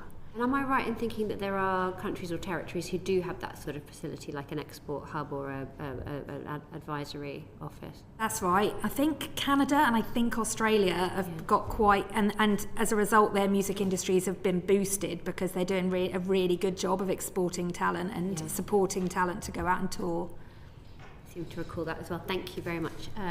Cam, we've answered your question. Yeah. Oh, very good. Can I add to that? Sorry. Of course, yes. Yeah, I was just going to add that I think the music industry has shown with its actions and refusal to act, they're not going to help.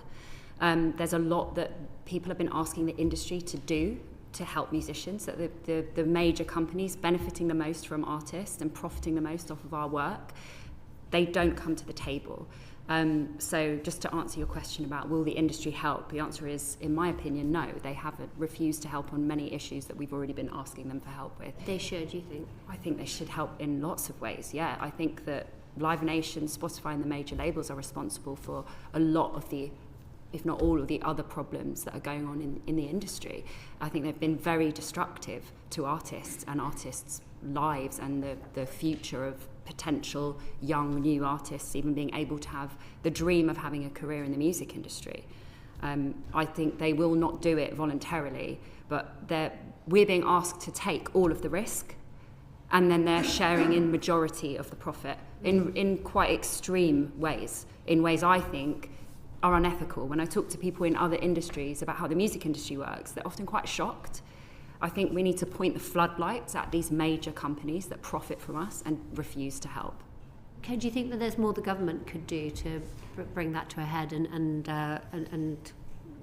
bring about a different sort of set of solutions? I do. What would that look like? I think, if we're talking specifically about Brexit, I think there's quite simple things that we've probably already even covered with like merch costs and carnets and processing times.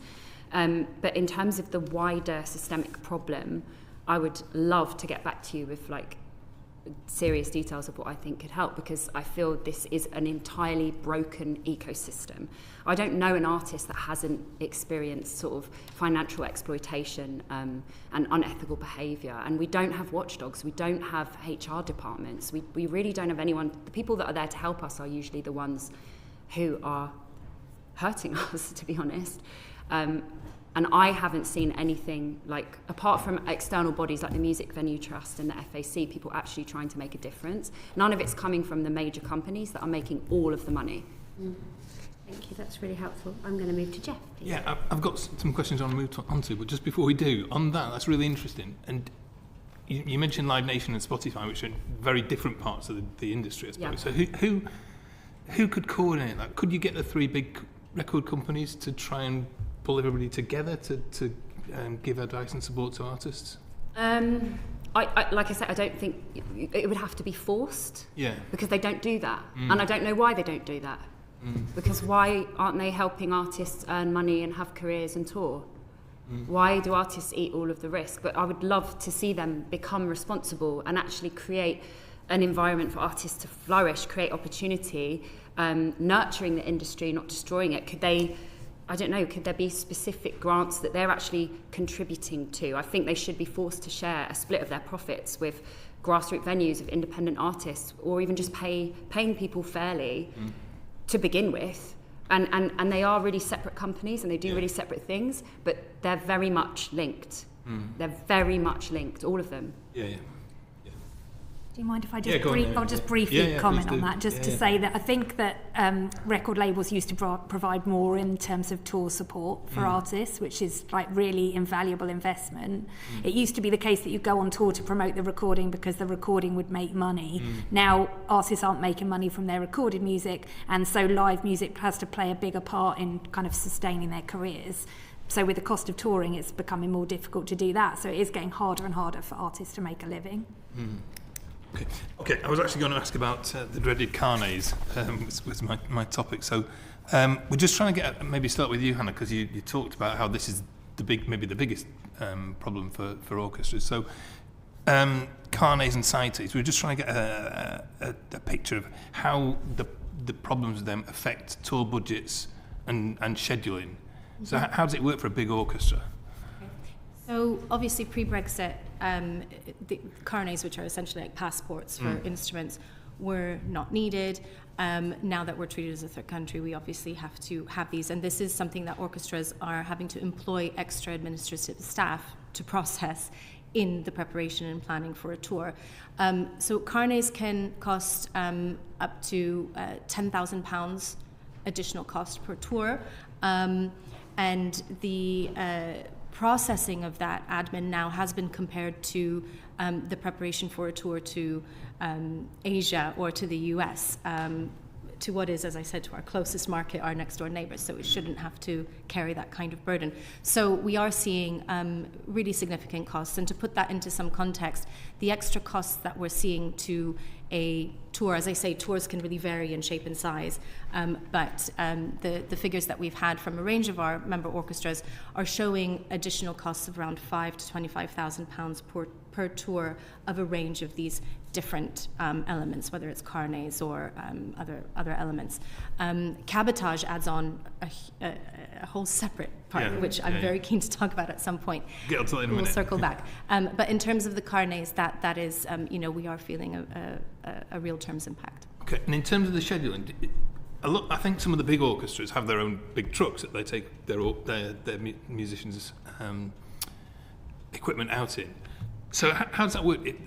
Is there like an inspection process that takes a long time that you have to build into the schedule? How does it work?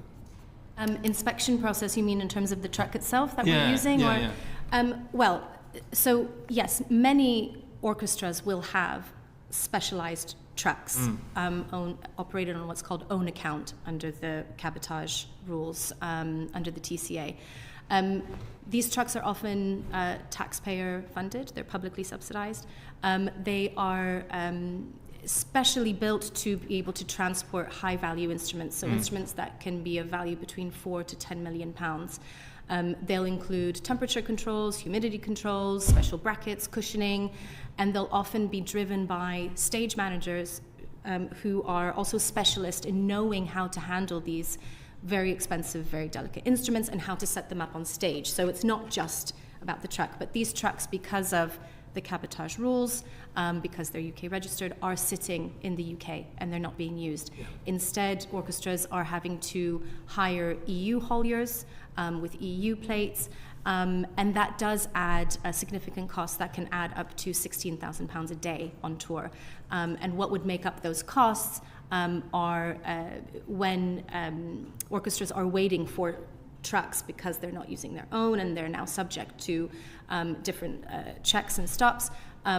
They're having to factor in costs for musicians and players who are having to have extra nights on tour or waiting time or whatever it may be. It all adds up. So it's not just the cost of the truck or just the issue of the truck, it's the knock-on effect that has. This obviously also has, it's not economical. It doesn't make sense in terms of the investment that's made, and also it has an environmental impact. In terms of the planning for a tour, now orchestras will be operating much leaner budgets, so they'll be using just one truck instead of two. That will affect the routing. a challenge that we found in the early days of Brexit, and this was a real concern across the industry, not just orchestras, but the rock and pop world as well, with whom we collaborate really closely, found that there was actually a concern about the actual availability of these specialised trucks in Europe, because the UK actually has a much a richer supply of these specialists. So the impacts of this go quite wide. Okay, thanks. And Kate, Naomi, I think you've both mentioned the issue of border checks and delays. Maybe if you could just give us a bit of an indication of how big a problem that is. I guess I can speak to, like if you're held up, first of all, it would be really hard to build in an extra day for additional travel on top, to put 2 travel days into a tour. If you don't need it, would add thousands, because I would be paying, if there's 10 members of crew, everybody's wages for the day, plus an additional the driver cost and the bus rental, and then or if you're in a van, hotel costs, and all of the costs for these things have actually really gone up as well. And then if you're in a van, or you might be asked to, everybody has to get up at 4 a.m. and get out of the vehicle, and things have to be searched, and then that can affect people's well-being, ability to do their job, and just sort of it does cause quite a bit of disruption. And again, like worst case scenario, you're held up so much that you miss the show. I've seen that happen to bands before. How often does that happen, those sorts of delays and issues caused by them? We've had a lot of examples of that. So just a couple of case studies. Just one of our members just recently contacted us to say that he was taking some merchandise with him on tour. He had the EORI number that I mentioned earlier. He'd done an online customs declaration. That was what we thought you needed to do.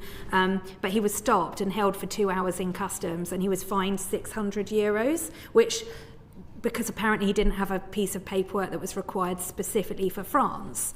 But we looked into it afterwards, and I think it was an error, so we're going to try and pursue to get the money back for him. But obviously it was distressing. It delayed him getting to the venue and actually being able to perform, not to mention having to suddenly stump up €600. We had another member who was travelling who was asked for proof of ownership of their instrument, kind of proof of purchase, which they didn't have with them. Again, you shouldn't need to have that. So the problem is that customs officials sometimes, it's one thing thinking that you understand what the rules are, but it's another thing on the ground if a customs official wants to ask a difficult question and you don't have a piece of paperwork because you didn't think that you needed it.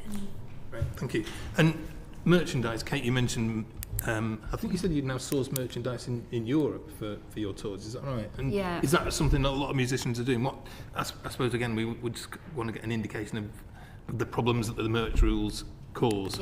So if you're bringing in your own merch from the UK, there's a limit on how much you can bring in, which merch, as I said, can literally make or break a tour. It can stop it going into the red. It could actually enable you to profit. It's obviously something you can't quantify completely or know exactly how much merch you're going to sell, but you can have an idea, especially if you've done a lot of touring. And the limitations on how much you can bring in from the UK mean that you're taking another financial risk.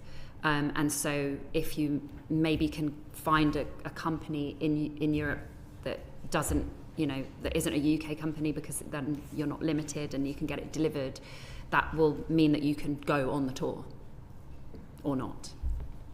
Okay. And some artists, presumably, that plays into the idea that some artists are now just not touring the EU because of those sorts of problems, I've heard people just say, what's the point, because it's just too... It's like, it is supposed to be our job. We love it and it's passionate and it's really fun and whatever, but it's also work and it is our job and we are supposed to earn from it. Somewhere. Naomi, you said earlier, I think, the issue of carnets could be resolved by the government without a whole new negotiation. So why haven't we done that? Why aren't we doing that? Yeah, so I've got a great list of things that we could do unilaterally, because I think there's 2 elements to this. There's sort of, we actually have had a lot of engagement with the government about this issue, and we're having really regular meetings with DCMS officials about it, and we have met with Minister Nick Thomas-Symonds to talk about it. So we know that there's a sort of will on both sides to try and resolve the issues, but I think that it's a negotiation. There's probably going to have to be a package that's of mutual benefit. But we could potentially make some improvements ourselves. For example, Carnet costs are obviously a big challenge, but the UK government could speak to the London Chamber of Commerce and try and negotiate the Carnet fees down. Because I think that, there's an element of this is something we didn't have to do before, and it is actually very expensive, so it's a money-making exercise to a certain extent. So that's something we could tackle. We could also look at making St Pancras port for CITES, because if you're carrying an instrument that has an endangered species like ivory in it, you have to go to a CITES port and you have to have your musical instrument certificate stamped. But if we could make St Pancras a port, or I understand one of the problems with St Pancras is that it doesn't have enough storage space. So another option would be to look at Ashford in Kent, for example. So it's just kind of exploring what potential options there might be to make things easier without necessarily having to renegotiate. Another thing is rejoining the Pan-European Mediterranean Convention, which is to do with the rules of origin. So I mentioned before, if a t-shirt's manufactured in the EU, it's easier to move it around without the admin burden in the EU, so it simplifies trade. So that's potentially a group that we could join, and then that would actually make things easier. So we can send a detailed briefing on this. One other problem is the A1 forms, that there's a huge backlog with HMRC, and just putting more resource into getting those processed quickly would make a huge difference to our members. Right. No, I'll just one second, Hannah. Are you confident the government are engaging properly on this and trying to make these changes that you're proposing? I do believe the will's there, and we're doing a lot of work at the moment on cultural exchange, where we're working with organisations in the UK representing different art forms and organisations in Europe as well. I think that there was a common understanding reached which talked about trying to resolve some of these problems, but we've had no concrete changes yet, so that's what we're looking for. But they are engaging with us. I think that there was, in the negotiations, there's sort of a view that this is a one-sided problem because it affects us more than it affects EU territories. However, we talked to the independent festival sector and they said they are booking fewer EU artists. So we have got evidence that it's not just a one-sided problem. And obviously we want to facilitate the cultural exchange, which should be a benefit to both sides. Mm-hmm. Okay. Thank you. I wanted to mention, I'm really pleased Naomi name-checked so many of those issues which we agree need to be resolved and can be resolved in the UK. They are not dependent on EU TCA renegotiation, whether that's processing A1s, whether that's looking at carnets. An orchestra-specific issue which could be addressed unilaterally by the UK is looking at the reversal of the policy change that happened to orchestra tax relief, whereby now orchestras can no longer claim for a number of their EU touring costs. And that is having an impact of up to £400,000 for some UK orchestras. So it's a really significant. The money that's made from touring is directly reinvested back in the UK and supports UK activity. So it's really critical that orchestras are able to access as much of that support as possible. Another issue we haven't mentioned that I do want to mention is that of withholding tax. I think the earlier panel may have touched on it. But this is having a cash flow impact on orchestras, and this is something that could be looked at bilaterally with EU member states, so again, isn't necessarily reliant on EU renegotiation. And this is having an impact of up to £250,000 for one of our member orchestras, which is money they've been waiting for 2 years from a particular tour. So there are things that could be looked at. In terms of, because we're running out of time and as we're on solutions, I do just want to emphasize that resolving the cabotage issue for orchestras would be transformative, even if it's looking at a temporary solution and not a permanent one in the lead up to the 2026 TCA review or the next UK-EU summit. I was just going to come on to cabotage, actually. So okay. I don't know if there's anything more you want to say about the problems it causes. You've already touched on that, but you talked about temporary solutions. Are there kind of workarounds that can be in place to make that happen? The workarounds are already in place using EU hauliers, and that's incredibly expensive and that's not sustainable, and it doesn't make sense in terms of UK orchestras own their own trucks, which are perfectly. There are already precedents in international trade sort of legal frameworks and within the EU that already exempt own account and cabotage transport by cultural organisations that exempt them from those limitations that we now face. And it's unclear why that wasn't actually included within the TCA. The common thinking is that it was just an oversight. So there's no reason actually for it to be this way. But we appreciate that, it's difficult. What we are told, the feedback we're given by officials is that, it's about making the case about the mutual benefit to the EU. So I do think that that's where we could use support in terms of making that case in terms of the data about how this is mutually beneficial. But this is why we do collaborate very closely across the music sector and the wider creative industries in forming the Cultural Exchange Coalition and looking to encourage EU voices to the table to help recognise those benefits, because ultimately cabotage will have to be looked at in that context. Okay. Naomi, do you presumably there are European equivalent to the Musicians' Union that you deal with, and can you get them to come to the table and talk about the mutual beneficial benefits of sorting this problem out? Yeah, we have been engaging with them, and we are, part of the intention of this group that's just been set up, the Cultural Exchange Coalition, is to try and work with people on both sides, if you like, to try and illustrate that there are problems and that there's very much a will to try and address this and find solutions. Okay. How much cost does it add on to a tour? These, I mean, I suppose it's separate, it'll be different for an orchestra and for a band, but at what point does it become unviable just because of cabotage? Well, so I mentioned the cost of £16,000 per day. That obviously is not sustainable. A EU haulier can cost around £30,000 per tour, and a tour would normally, pre-Brexit, make a surplus of around up to £100,000. So obviously these are figures that eat into that surplus quite significantly. I did mention UK orchestras are on the road. We're making sure that we're staying on the road because it is so important to us financially and artistically and in terms of our international profile. So we have to continue to make it happen.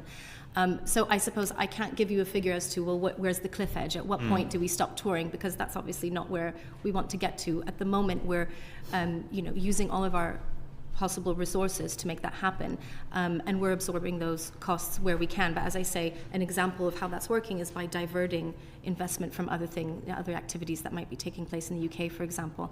The point to make is that costs are rising, whether that's Brexit related or COVID impact, which continues, or other macroeconomic issues, and geopolitical factors. But promoters' fees are not rising. So ultimately, these are all costs that are being absorbed by the orchestras.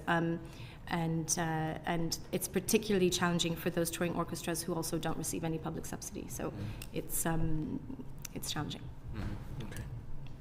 Okay, thank you. Thank you, Jeff. Naomi, you said that the carnets are paid to the London Chamber of Commerce.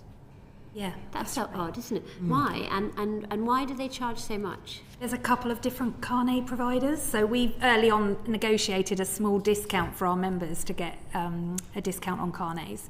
But basically, you have to pay a security deposit, which is, as I said earlier, I think 30 to 40% of the value of your instruments and equipment.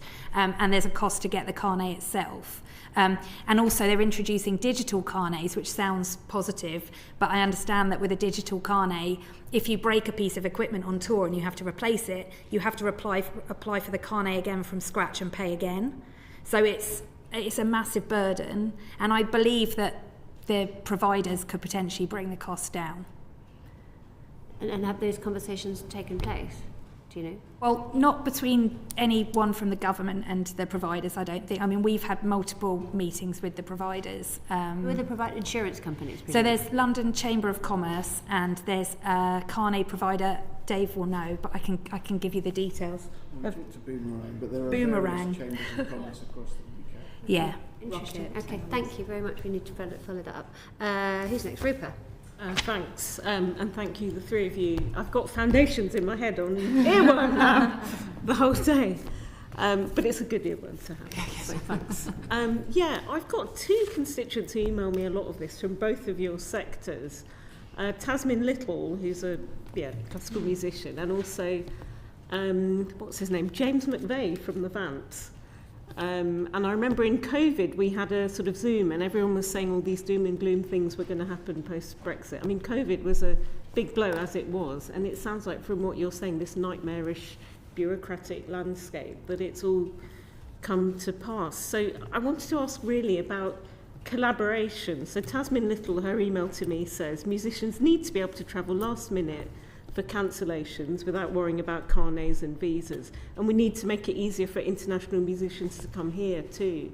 So I'm of an age where I remember things like Blur and Françoise Hardy doing a duet, and I think St Etienne and Etienne Dahe. Kate and Naomi, well in fact all three of you, are you finding that these, Naomi, you mentioned cultural exchange, that these sort of cross-country collaborations are dying because of all this? I would say they're very possible if you're on a major label, and outside of that, if you're an independent artist, a lot more difficult. So with all these things, it's the little guys who'll be hit hardest, who are being hit. Yeah. Who could be potentially the future big guys. Yeah, that's true. You're choking off that talent stream that they would have grown. I mean, so part of our work with the Cultural Exchange Coalition is to try and highlight some of the examples of brilliant projects that are happening sort of in spite of all the problems. So if you look at the proms, for example, lots of artists, orchestras, soloists, conductors come over for the proms. It could be a lot easier if we were still part of the EU, so it has got a bit harder. But that's quite a major operation, the proms. So cultural exchanges happens on a kind of major scale like that between organisations, but it's the really small scale stuff, like I mentioned earlier, a freelance orchestral musician being able to go and play with an orchestra in Europe and getting that experience, sitting next to somebody different, learning in that environment. Playing for a different conductor, you know, all of that helps to build careers, especially if you're kind of emerging talent. So it's that kind of thing that I think we're really missing out on. I would say from orchestra's perspective, actually, I wouldn't say cultural partnerships are dropping off. I think that there is a huge demand for UK orchestras and collaborations in Europe because we are world leading. We're seen as innovative, not only in terms of what we present artistically, but also as we operate as organizations in terms of our policies around developing talent or community engagement or education or in the environment. UK orchestras actually are leading the way on a lot of those areas, and so European partners want to work with us as a result.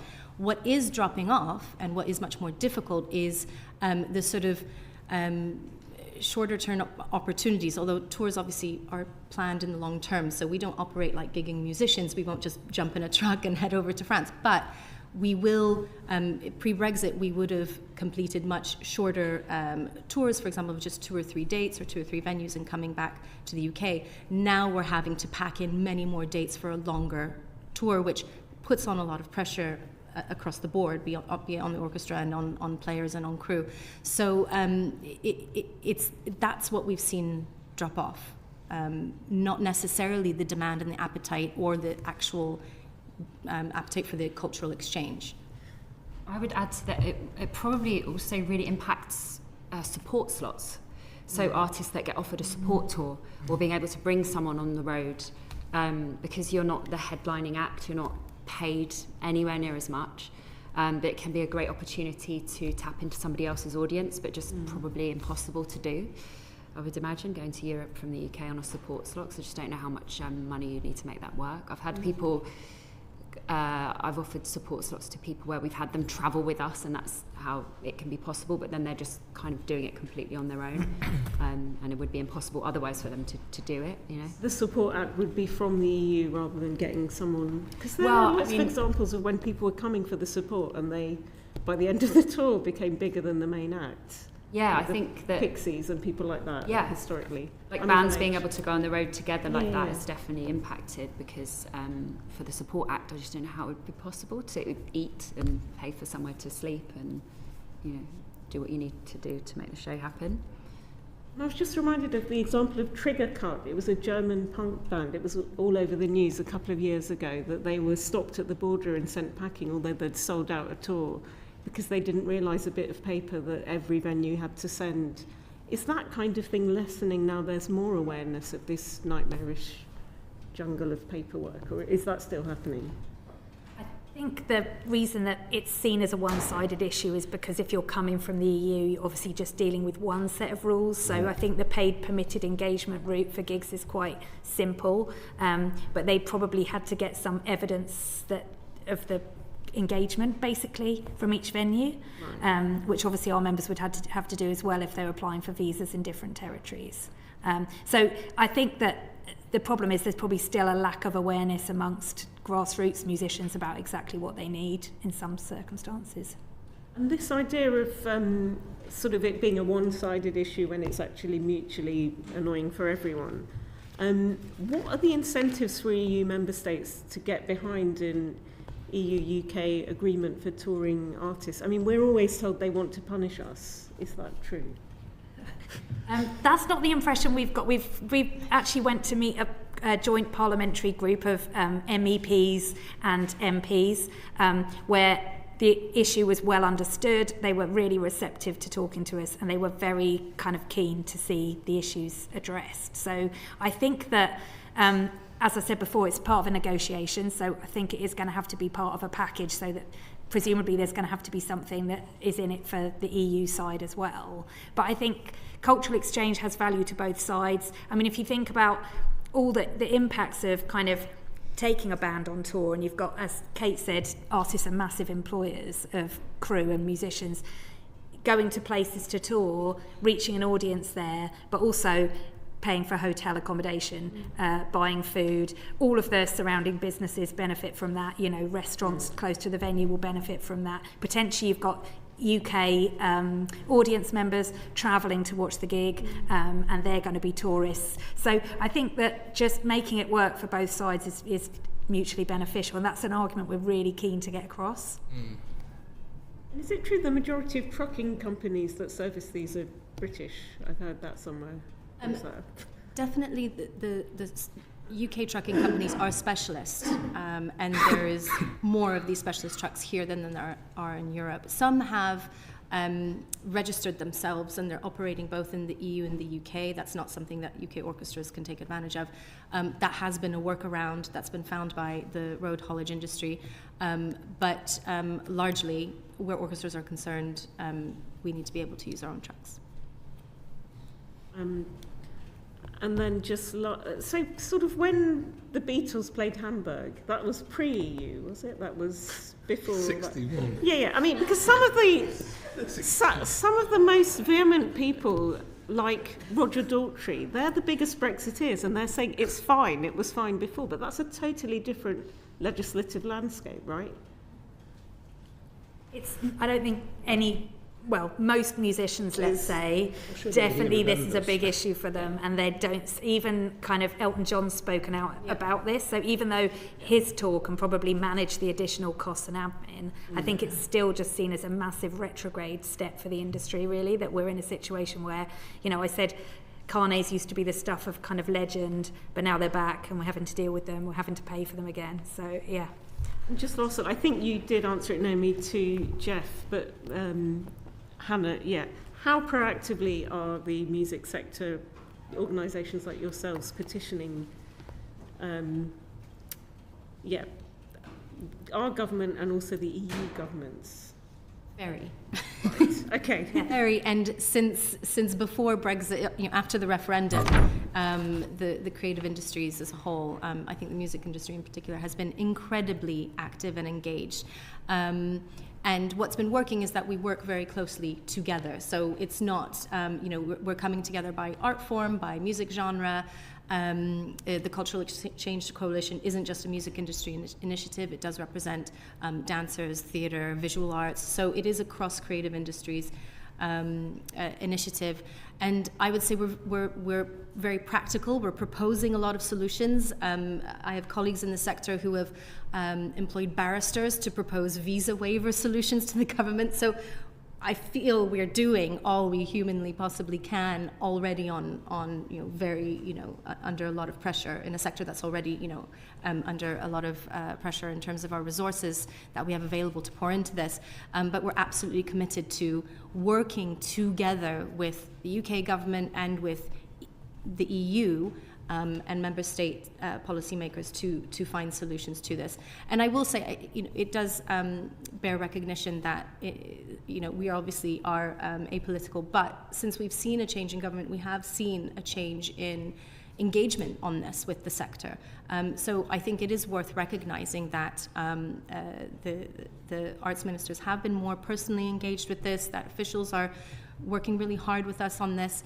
I still think that there's a clear disconnect, though, in terms of what's happening between the government's commitment to resolving this, which has been communicated in its manifesto or in the Creative Industries Sector Plan or at the last UK-EU summit. There's a clear statement of commitment, but then what's happening across government departments, and this was touched on in the earlier panel, there is a disconnect. So on the one hand, we're trying to resolve touring barriers, but on the other, we're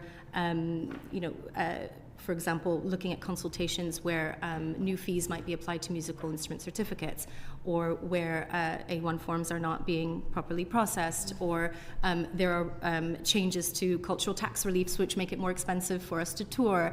There are things that probably need to better connect in terms of the commitment and what's actually happening in reality. I'd like to add, just from the artist's perspective, we are completely desperate at this point.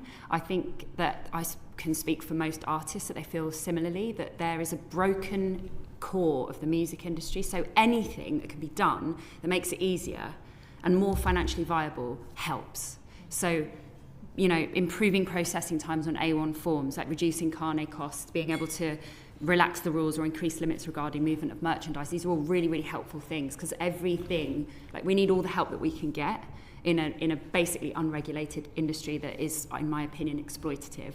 I think that music is work. I think we need to really start to see it as work. Why don't we have a Fair Wages Act? Why aren't we auditing and investigating these companies that practice things, I think, that are unethical in comparison to other industry standards? We're desperate as artists for any help that the government is willing to give us would be great. Hopefully someone's taking heed, because we are doing a reset. The government needs to put its money where its mouth is. Excellent. Let's have Vicky. Right, so I think I've got this final bit, which is actually the solutions focus. Now, I know you've already touched on a lot of different solutions at different times, so don't feel the need to have to repeat any of that.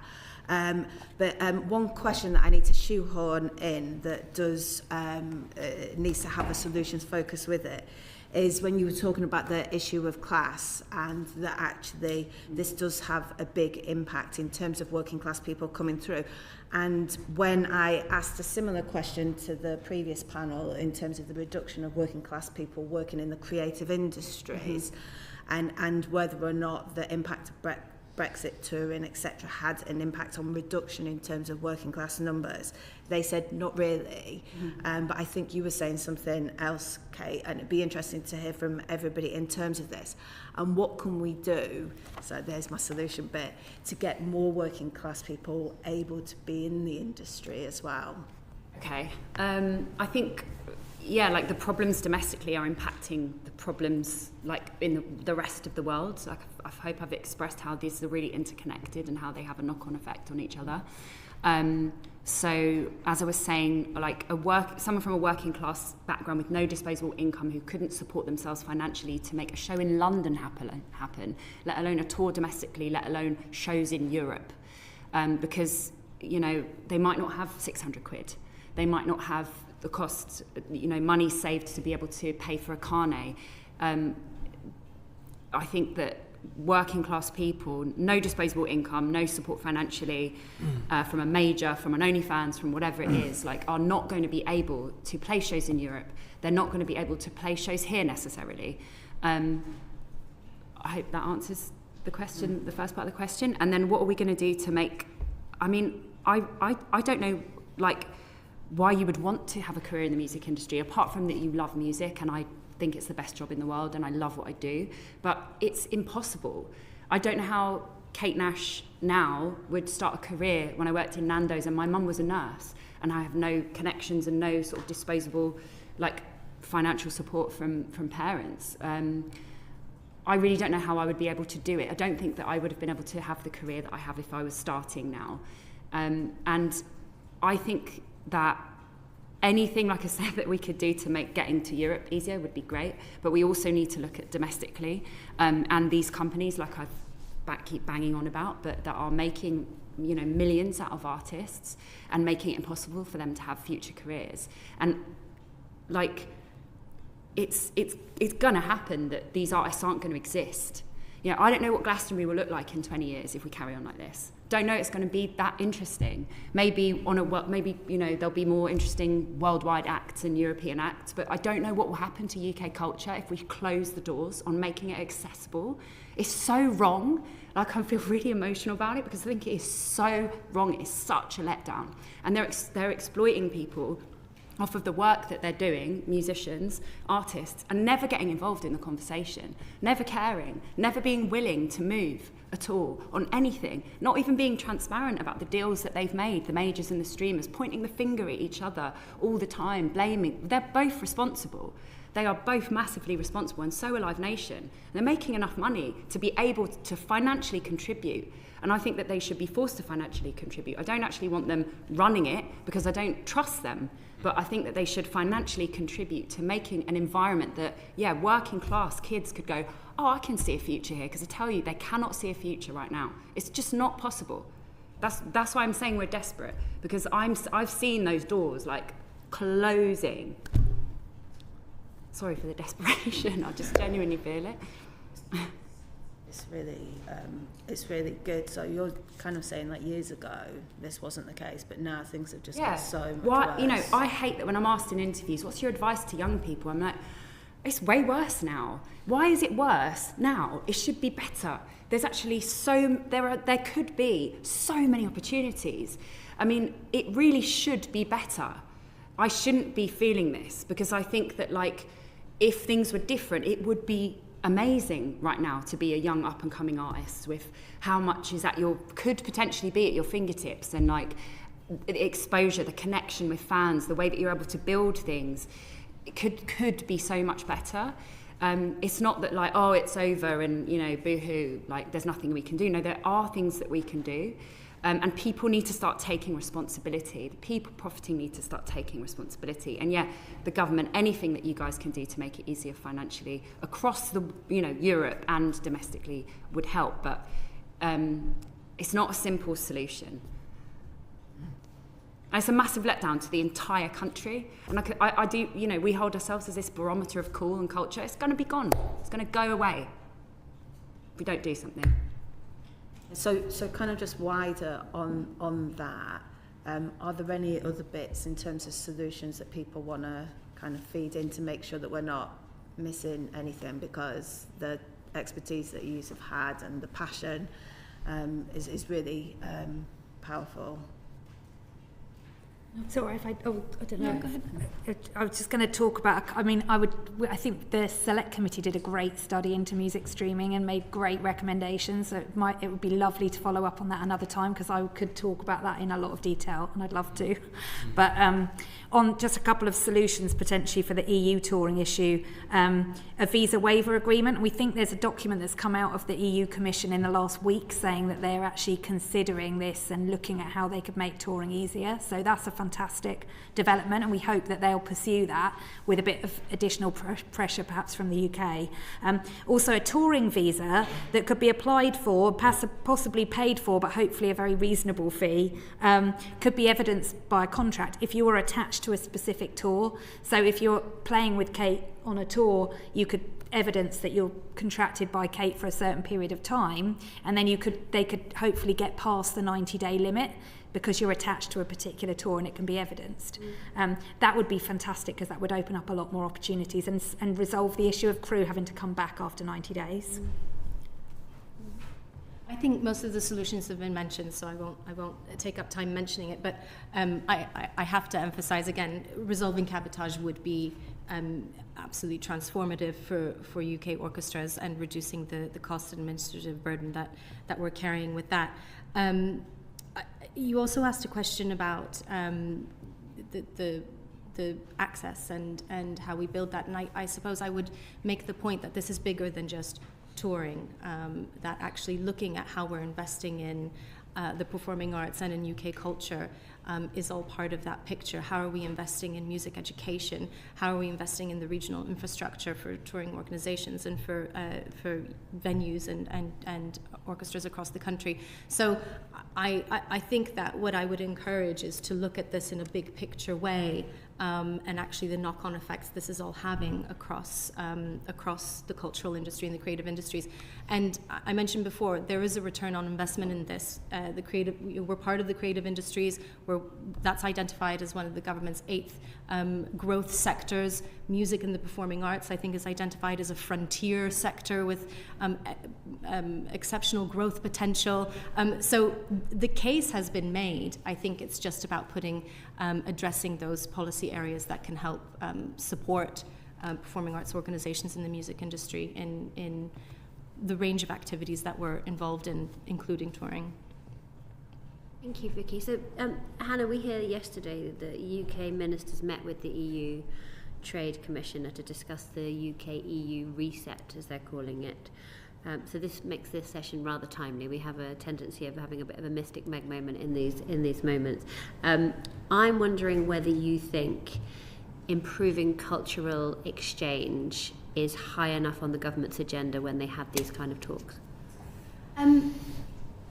It's hard to say. I think that clearly the fact that a commitment to improving touring arrangements at the last UK-EU summit in London, the fact that there was a commitment made as part of those talks, that's very welcome and that's really encouraging.